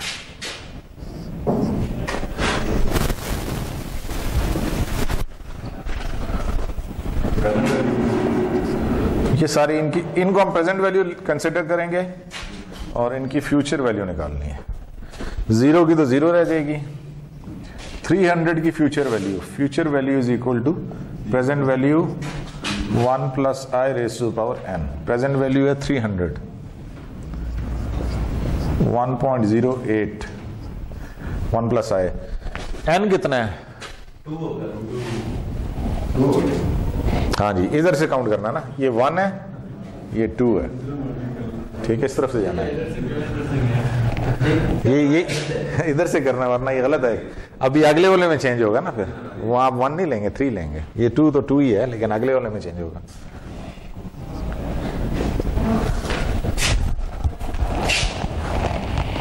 सर ये वो केस है अगर हमारे पास पीएमटी नहीं है तो पीएमटी नहीं है, ये एनओटी है ही नहीं है, ये तो अनइवन कैश फ्लो है। अनइवन है मतलब ये अमाउंट्स डिफरेंट है ना, एनओटी नहीं है, तब ये केस है। एनओटी का फॉर्मूला बताया ना, पीएमटी लगता है एनओटी के फॉर्मूले में, तो ये तो एनओटी नहीं है ना।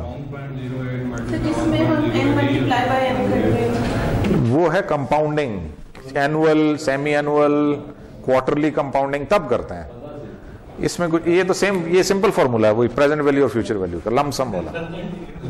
इसमें और कोई कुछ नहीं करना, सिर्फ सिंपल फॉर्मूला प्रेजेंट वैल्यू या फ्यूचर वैल्यू का लगाना।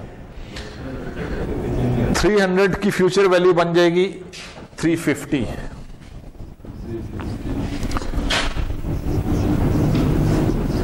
ये भी मेंटल मैथ है। 300 फ्यूचर वैल्यू बढ़नी चाहिए ना, कम हो रही है तो इसका मतलब गलत है।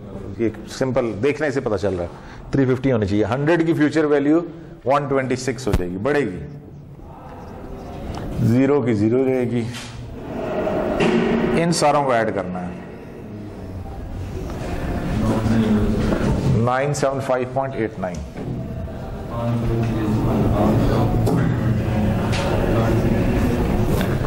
975.89। So future value of an uneven cash flow, ठीक है। प्रेजेंट वैल्यू या फ्यूचर वैल्यू अगर अनइवन कैश फ्लो है तो फिर एक एक की, हर एक की अलग अलग कैलकुलेट करके फिर उनको ऐड कर लें। उसमें वो नहीं, एनओटी का फॉर्मूला नहीं लग सकता।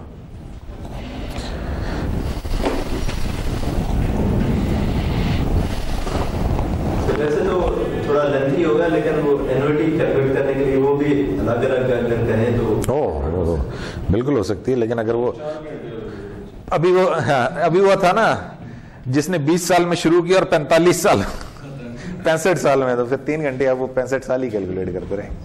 45 पेमेंट्स कैलकुलेट करनी पड़ेंगी, तो मुश्किल है ना। अच्छा जी, लॉन अमोर्टाइजेशन पेमेंट आ गई। Suppose you borrow 25,000 at a rate of 8% and must repay it in 4 equal installments at the end of each of the next 4 years. How large would your payments be? 4 equal payments at the end of each year. 4 equal payments at the end of each year. Ordinary annuity बन गया और 25,000 हमें loan मिल गया, present value दी हुई है। Find out क्या करना है? पीएमटी। पीएमटी तो present value of ordinary annuity का फार्मूला लगा के पीएमटी फाइंड आउट करना है। This is the formula for present value of ordinary annuity. PMT 1 - 1 divided by 1 + i rays to power n divided by i। अब इसमें हमारे पास present value given है 25,000। 25 है 5 है कुछ होगा, अमाउंट चेंज हो गई है, 2 मिस हो गया। ये सारी गलत है नहीं इसमें बहुत सारी गलतियां हैं। वो उधर 25,000 है बोरोड, इधर 50,000 हो गया और नीचे 5,000 हो गया, तो ये कुछ काफ़ी सारे मुश्किलात का सामना करना पड़ रहा है। इसको ठीक करें भाई, यहाँ पे इसको 25 ही रखें फिर, और यहाँ भी 25 से ही कैलकुलेट करें तो क्या आता है। हो सकता है सेम आंसर हो सकता है डिफरेंट हो। मेंटल मैथ क्या कहता है? मेंटल मैथ ये कहता है कि जी 7,000 की 4 पेमेंट, 7,000 की, ये कुछ बात सही नहीं लग रही है। मेंटल मैथ कहता है ठीक नहीं है। कितने % इंटरेस्ट है? 8%। 25,000, 6,000 ठीक हो सकता है, ये भी सही हो सकता है।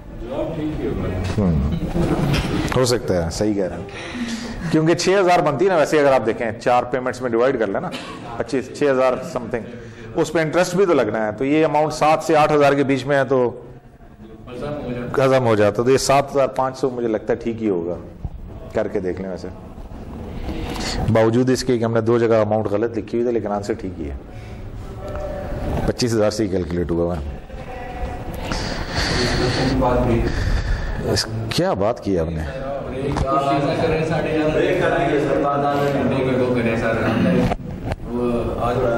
ब्रेकफास्ट नहीं करके हाँ 11:30 छुट्टी करनी है, ज़्यादा बेहतर है। ब्रेक क्या करना, ये ख़त्म करके छुट्टी करना, ये ख़त्म करके छुट्टी कर दें वो ज़्यादा बेहतर है। ब्रेक क्या करना है,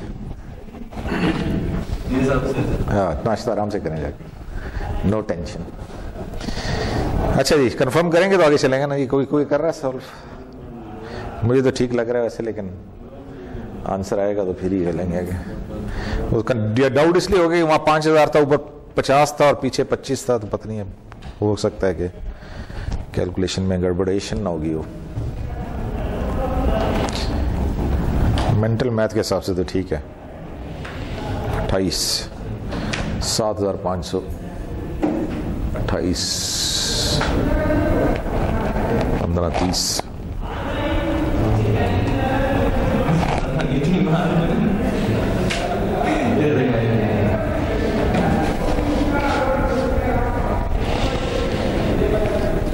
$25,000।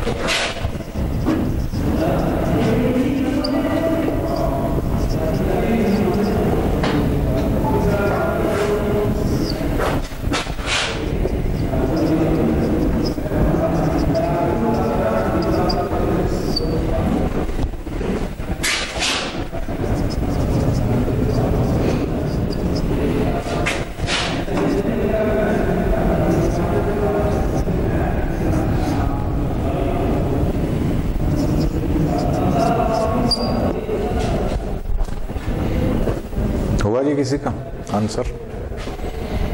चलो इसी को करके देखते हैं, पता चल जाएगा। 48।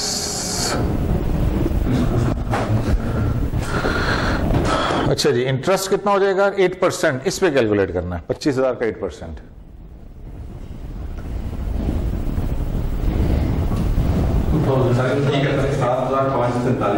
चलो हमने 48 कर दिया। ठीक है, 25,000 का 8%, 2064। टोटल पेमेंट हमने की है 7,548 की, इसमें 2,064 इंटरेस्ट है, तो प्रिंसिपल अमाउंट कितना होगा इसमें से इसको है जी पूरा 2,000, 8% करना है भाई, 25,000 का 8% जी, ठीक है। तो 2,000 अगर इंटरेस्ट है तो 5,548 प्रिंसिपल अमाउंट कम हो गया। एंडिंग बैलेंस कितना हो गया, 25 में से ये माइनस करना है 5,548, 25,000 में से 5,548 माइनस हो गए,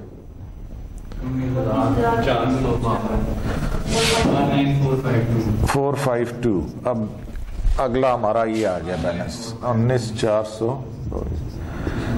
अमाउंट यही पे करनी है 748, इंटरेस्ट इस पे कैलकुलेट करना है जी 1,556 छोड़ दें, 1,556 इसमें से इसको माइनस कर दें, 7,548 में से 1,556 को माइनस कर दें,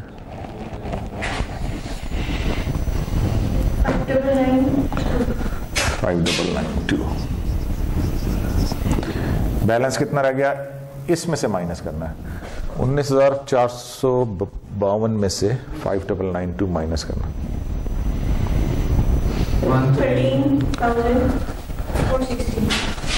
13,460।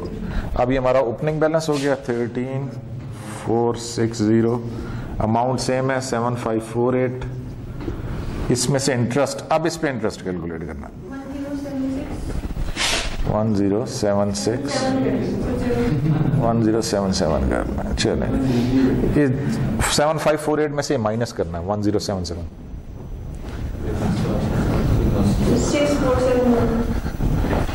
6471 इसमें से माइनस करना है, 13,460 में से 6471 माइनस करना है,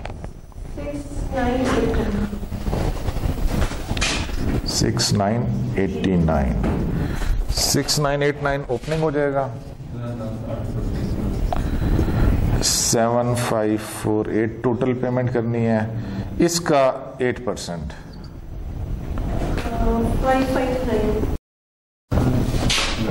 559। अब 7,548 में से इसको माइनस करना है 559,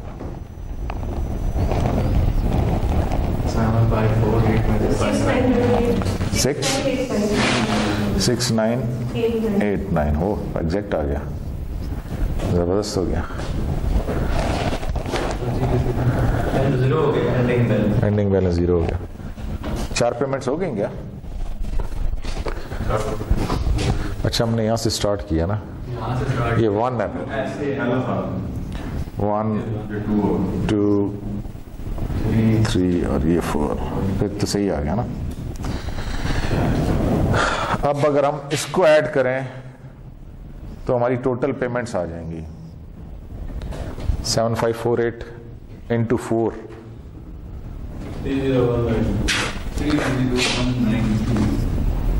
192, ठीक है जी। इसको ऐड करें तो ये 25,000 आना चाहिए, ये हमारा लोन था 25,000 का, 25,000 और 30,100। अब ये जो डिफरेंस है वो ये है, वो इंटरेस्ट है 5,100 5192, ठीक है जी, ये आ गया। तो ये इसका अमोर्टाइजेशन टेबल भी साथ ही हमने बना दिया। 4 पेमेंट्स ऑफ 7,548,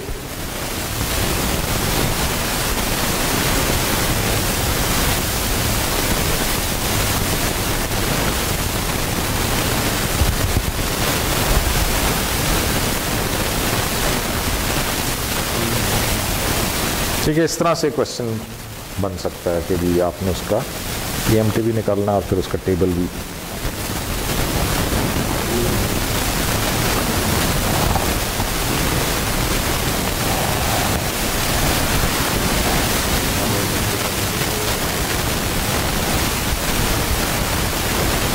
ये भी आ सकता है। दो तीन चीजें इकट्ठी हो गई, एक सिंपल नहीं है। Your sister turn 30 today and she is planning to save 3000 per year for retirement, 3 year per year, with first deposit to be made 1 year from today, annual or due. She will invest in a mutual fund which she expects to provide a return of 10% per year. She plans to retire 35 years from today, and हो गया, when she turns 65, and she expects to live for 30 years after retirement to age 95. Under these assumptions, how much can she spend in each year after she retires? Her first withdrawal will be made at the end of her first retirement year.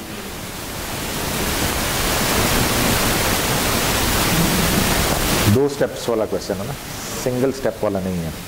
पहले हमने ये find out करना है कि जी जब वो 65 years पे जाके कितने उसके पास पैसे आ जाएंगे, पहले तो ये फाइंड आउट करना है। फिर ये फाइंड आउट करना है कि 65 ईयर्स के बाद अगर इतने पैसे उसके पास हैं तो हर साल वो इसमें से कितने पैसे अगले 30 साल तक यूज कर सकती है।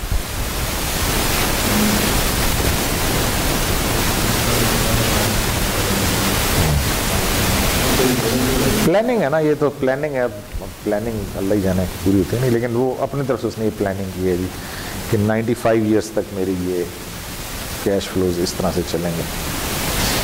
पहला काम 35 ईयर्स के बाद कितनी अमाउंट बन जाएगी, तो उसके लिए हम future value of ordinary annuity का फार्मूला लगाएंगे। पीएमडी हमें पता है 3000 है, हर साल उसने 3000 रुपये जमा करने हैं। रेट ऑफ इंटरेस्ट 10% है, एन 35, 30 से स्टार्ट करना है, 65 पे जाना है, 35 ईयर्स है। तो इस हिसाब से अगर वो 3000 पर ईयर डिपॉजिट करे 35 ईयर्स के लिए तो 81303 ये अमाउंट आ जाएगी, 8,13,073। अच्छा जी, ये तो हो गई एक चीज़। दूसरी चीज़ अब वो ये कह रही है कि जब 65 पे रिटायर हुआ तो इतने पैसे उसके पास आ गए, अब वो उसमें से कितने पैसे पर ईयर यूज़ करे 30 साल तक चले। तो ये हमारी बन जाएगी प्रेजेंट वैल्यू, 65 के इतने पैसे होंगे ना उसके पास। और फाइंड आउट क्या करना है, पीएमडी फाइंड आउट करना है, हर साल कितने पैसे इक्वल अमाउंट विड्रॉ करनी है ना, हर साल के एंड पे कितनी पेमेंट हर साल के एंड पे विड्रॉ करें। तो present value of ordinary annuity का फॉर्मूला हमने लगाया, उसमें प्रेजेंट वैल्यू ये बन गई 8, जो अभी हमने फाइंड आउट किए 813073, ये प्रेजेंट वैल्यू बन गई। पीएमडी फाइंड आउट करना है, एन कितना है, अगले 30 साल की बात हो रही है, 65 से 95 तक जा रही है, तो एन 30 हो जाएगा। रेट ऑफ इंटरेस्ट 10% है, पीएमटी 86,250, अगले 30 साल तक वो इतनी अमाउंट उसमें से निकलवा सकती है। ठीक है, 2 स्टेप्स में करना है, एक स्टेप में नहीं होगा। वो कैसे पता चला आपको ड्यू का? 1 year from today, 1 साल के बाद तो ड्यू नहीं है ना। तो इमीडिएटली, बिगिनिंग टुडे, वो इस तरह का वर्ड अगर आया ना फिर वो होता है ड्यू का। तो ये तो 1 साल के बाद की बात हो रही है, तो फिर वो ऑर्डिनरी एन्युटी हो जाएगी। क्वेश्चन में आपने देखना है वर्ड क्या है, हिंट दिया हुआ ना 1 year from today it's ordinary. अगर ड्यू होता फिर यहाँ पे वर्ड ये आता कि जी first deposit immediately, to be made immediately, या बिगिनिंग टुडे, फ्रॉम टुडे, इस तरह का वर्ड आता। चलो और आसान क्वेश्चन, उससे भी आसान है। अब 3 स्टेप्स में होगा, 2 में भी नहीं होगा। After graduation you plan to work for mega corporation for 10 years and then start your own business. You expect to save 5,000 a year for the first 5 years and 10,000 annually for the following 5 years, with the first deposit being made a year from today. ठीक है जी, due नहीं है, ordinary है। The first 10,000 will be deposited at the end of year 5. In addition, your grandfather just gave you 20,000 graduation gift, which you will deposit immediately. If the account earns 8% compounded annually, how much will you have when you start your business 10 years from now? 3 चीजें आ गई इसमें, 3। एक है आप अभी से शुरू कर रहे हैं 5 साल तक उसमें 5000 जमा कर रहे हैं, 5 साल के बाद कितने पैसे हो जाएंगे, ठीक है। फिर 5 साल के बाद आप उसको डबल कर रहे हैं, यानी अब आप 10,000 पर ईयर डिपॉजिट करेंगे अगले 5 साल के लिए, ये दूसरी अमाउंट आ गई, उसको कैलकुलेट करेंगे। तीसरी चीज़ 10,000 जो आपको गिफ्ट मिला है वो आप 20,000 आपको गिफ्ट मिला है वो भी आपने डिपॉजिट कर दिया, 10 साल के बाद वो कितना हो जाएगा। 2 एन्युटीज हैं, एक लमसम पेमेंट है, 2 एन्युटीज हैं, एक लमसम पेमेंट है। 2 की फ्यूचर वैल्यू निकालनी है और एक की लमसम वैल्यू। पहले आसान कर लें, लमसम निकाल लें, जो 20,000 गिफ्ट है उसकी अमाउंट निकाल लें, वो कितनी आएगी, 10 साल के बाद कितना हो जाएगा।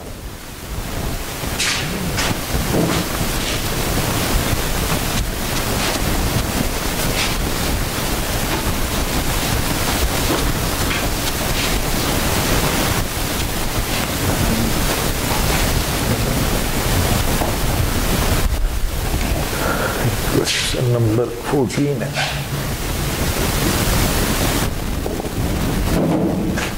ये पहले ग्रेजुएशन गिफ्ट की फ्यूचर वैल्यू निकालो।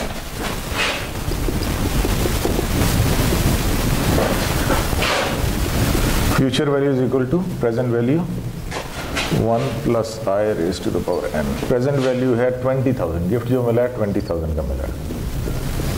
रेट ऑफ इंटरेस्ट इस पे 8% है और 10 इयर्स के बाद ये अमाउंट कितनी हो जाएगी, n10 हो गया।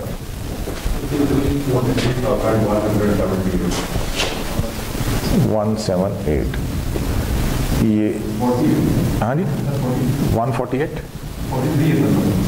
43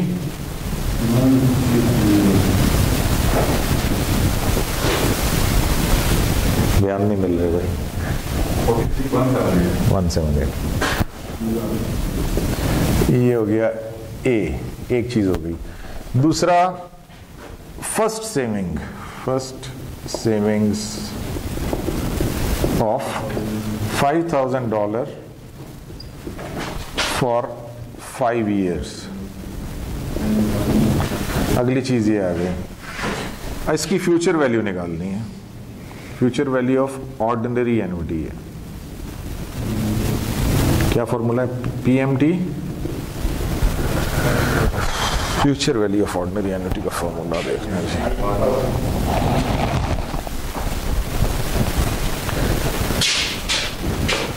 1 plus I raise to power n minus 1 divided by I.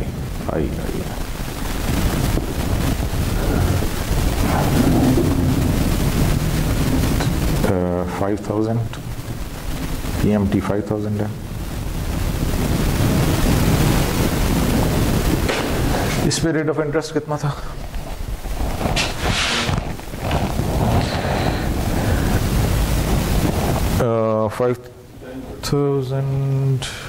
Sorry पीछे जा रहे हैं, आगे जाएं। 5,000 पे 5 ईयर 10,000।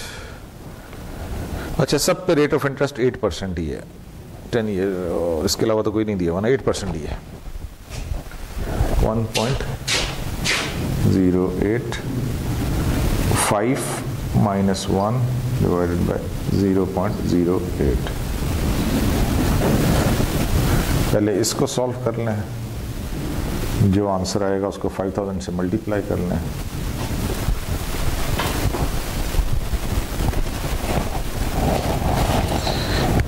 ये आता है जी 29,333।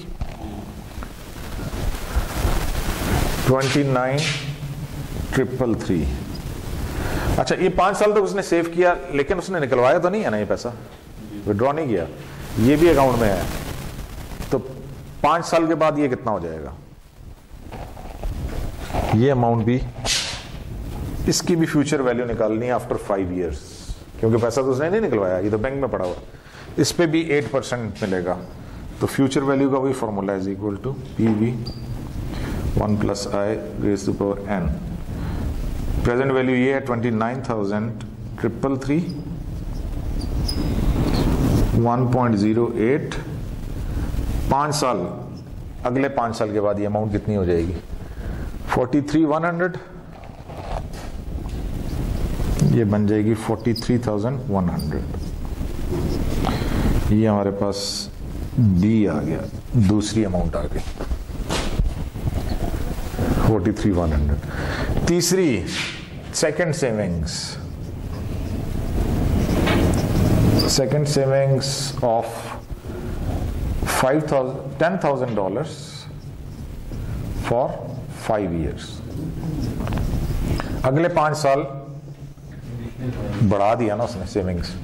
पहले 5 साल में 5,000 सेविंग थी, अगले 5 साल में 10,000। तो वही फॉर्मूला लगाएं इस पे, future value of ordinary annuity PMT 1.085 - 1 divide by 0.08। जो भी आंसर आएगा उसको आपने 10,000 पीएमटी 10,000 है, 10,000 से मल्टीप्लाई करेंगे, ये आ जाएगा 58,666। 58,666 ये हमारे पास थर्ड अमाउंट आ गई। अब इसका आंसर जो है ना वो इन तीनों को ऐड कर गएगा, A + B + C 43,178 plus 43,100 plus 58,666।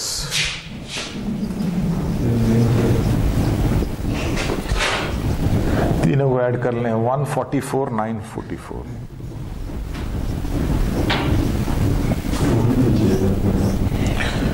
$144,944।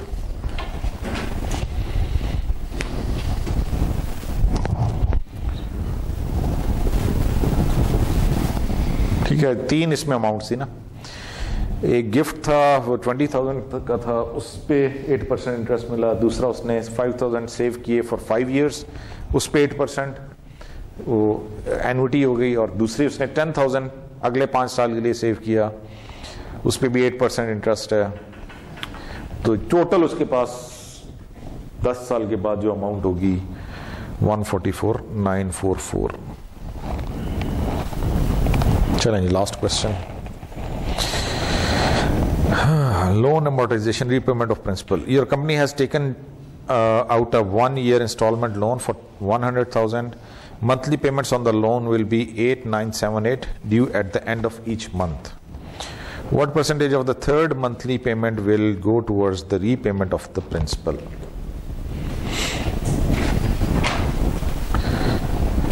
Using 1.17% interest rate per month to calculate. अच्छा, per month है इसमें। 1 year का लोन है, मंथली पेमेंट आपने 18978 करनी है और इस पे जो इंटरेस्ट है 1.17% पर मंथ है।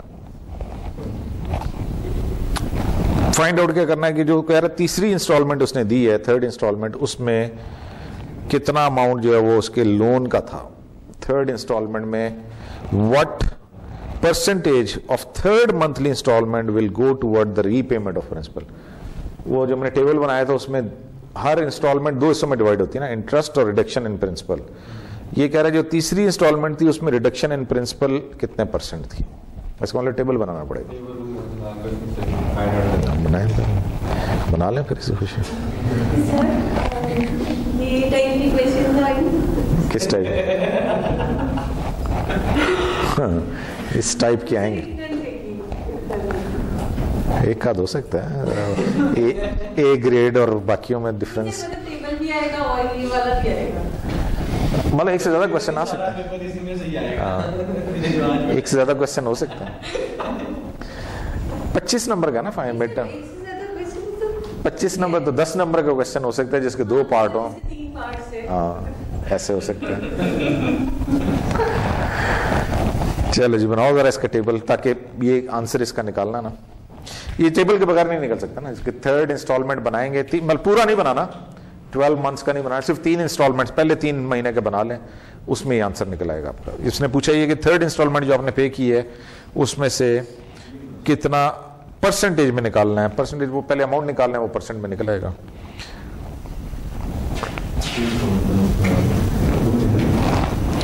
1 2 3 बस 1 2 3 तीन रोज एमोर्टाइजेशन टेबल के 3 रोज कैलकुलेट करनी है, 3 पूरा नहीं बनाना। वही 5 कॉलम बन जाएंगे ना टेबल में। बिगिनिंग बैलेंस क्या 1 लाख है, बिगिनिंग 1 लाख।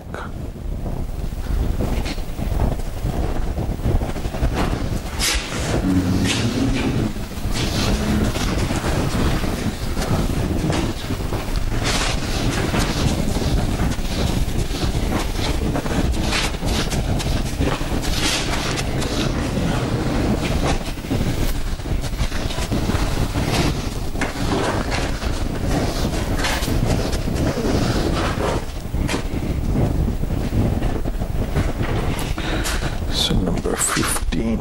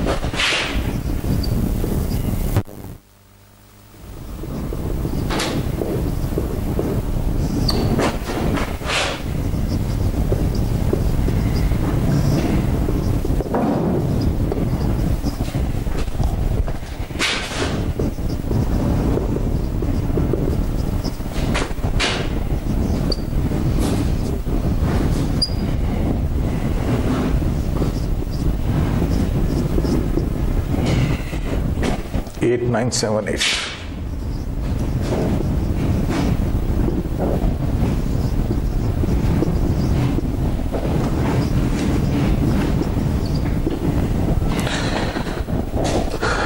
$100,000 का 1.17% इंटरेस्ट।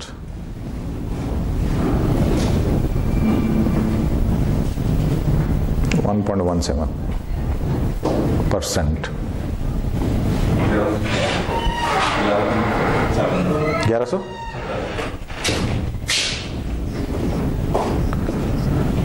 पेमेंट की 8978, उसमें से 1170 तो इंटरेस्ट चला गया, बाकी डिफरेंस 7808 पेंडिंग बैलेंस 1 लाख में से इसको माइनस कर दें। 92192 जी सर 92192। चलो जी, अभी हमारा ओपनिंग बैलेंस हो गया 92192। इस पे 1.17% इंटरेस्ट, 92192 का 1.17।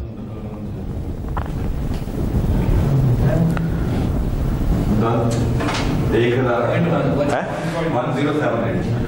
1078 difference PMT minus interest 8978 minus 1078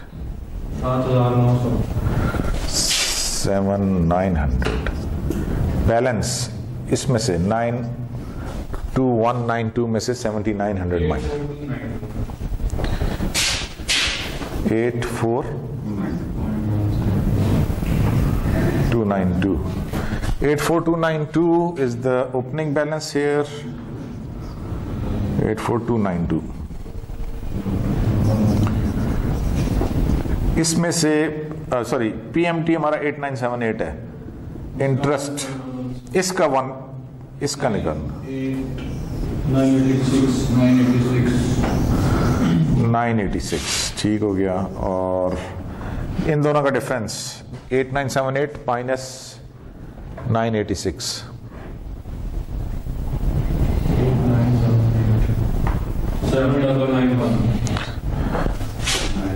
7991 इनका डिफरेंस 84292 माइनस 7991 76300 लेकिन 92 आएगा 76 300। चलो अच्छा, क्वेश्चन ये था, उसने जो क्वेश्चन में पूछा, उसने ये पूछा ये जो थर्ड इंस्टॉलमेंट हमने पे की है इसका ये जो हमने कितना परसेंट है, ये जो गया है ये what percentage of third monthly payment will go toward payment repayment of third, जो हमने पेमेंट की है वो टोटल रिडक्शन इन प्रिंसिपल 7991 है, टोटल पेमेंट 8978 है, मल्टीप्लाई बाय 100 तो ये परसेंटेज आ जाएगी। कितने परसेंट जो थी हमारी इंस्टॉलमेंट में लोन का अमाउंट शामिल था? इंस्टॉलमेंट तो 8978 है, इसमें कितने परसेंट हमारा लोन की अमाउंट शामिल? 89%। तो ये जो हमने पेमेंट की है इसमें 89% जो है ना वो लोन की पेमेंट शामिल है, ओनली 11% इज इंटरेस्ट। 89.06 ठीक है, ये आंसर आ रहा है। Percent paid towards principal amount is 89.06। ये अगर स्टार्ट में पे करता मंथली इंस्टॉलमेंट तो फिर कितना? इसमें नहीं होता स्टार्ट में, ये जो अमोर्टाइजेशन टेबल है ना, अमोर्टाइज्ड लोन में हमेशा एंड पे ही होती है पेमेंट, स्टार्ट में नहीं होती, वो एन्युटी के केस में है, इसमें नहीं है। ऐसा केस कोई देखा नहीं मैंने कि इंस्टॉलमेंट शुरू में पे करेगा, तब भी इसी तरह ही कैलकुलेट होगा, चेंज नहीं होगी, सेम ही रहेगा, चाहे शुरू में करें या एंड पे करें, एमोर्टाइजेशन टेबल में सेम ही रहेगा कैलकुलेशन। वो सिर्फ एन्युटी के केस में डिफरेंस आता है। ये एक डिफरेंस जरूर आएगा, अगर आप तो कहते हैं शुरू में पेमेंट करें फिर ये डिफरेंट आएगा, नहीं फिर ये डिफरेंट आएगा ना, पीएमटी डिफरेंट आएगा ना फिर, क्योंकि फिर आपने एन्युटी ड्यू के फॉर्मूले से कैलकुलेट करना होगा, वहां चेंज आ जाएगा ना, बस बाकी सेम रहेगा, कैलकुलेशन सेम रहेगी, सिर्फ आपकी पीएमटी चेंज आएगी, क्योंकि वहां पे फिर आपने फॉर्मूला दूसरा लगाना है।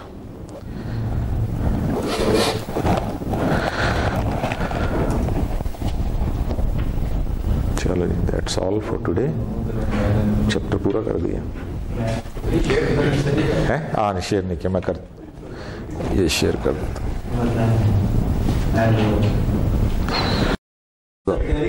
आप इसको फोकस करें, तैयारी करें, लेकिन ये नहीं कि हमने आगे नहीं पढ़ना है, हम तो आगे चलते हैं, ये आप तैयारी करते रहें, इसको आप आज करें, कल करें, परसों करें, तैयारी करते रहें बस इसकी। सर मिड तक आप इसी को हम रिवाइज करेंगे? नहीं ऐसा कुछ नहीं है, हमने 15 हफ्ते का कोर्स भी पूरा करना ना, मसला ये है।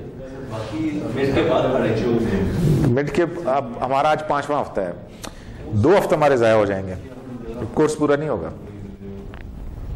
हाँ फाइनल में के बाद वाला भी आएगा, मूवमेंट के बाद वाला ही आएगा, बाद वाला ही आएगा।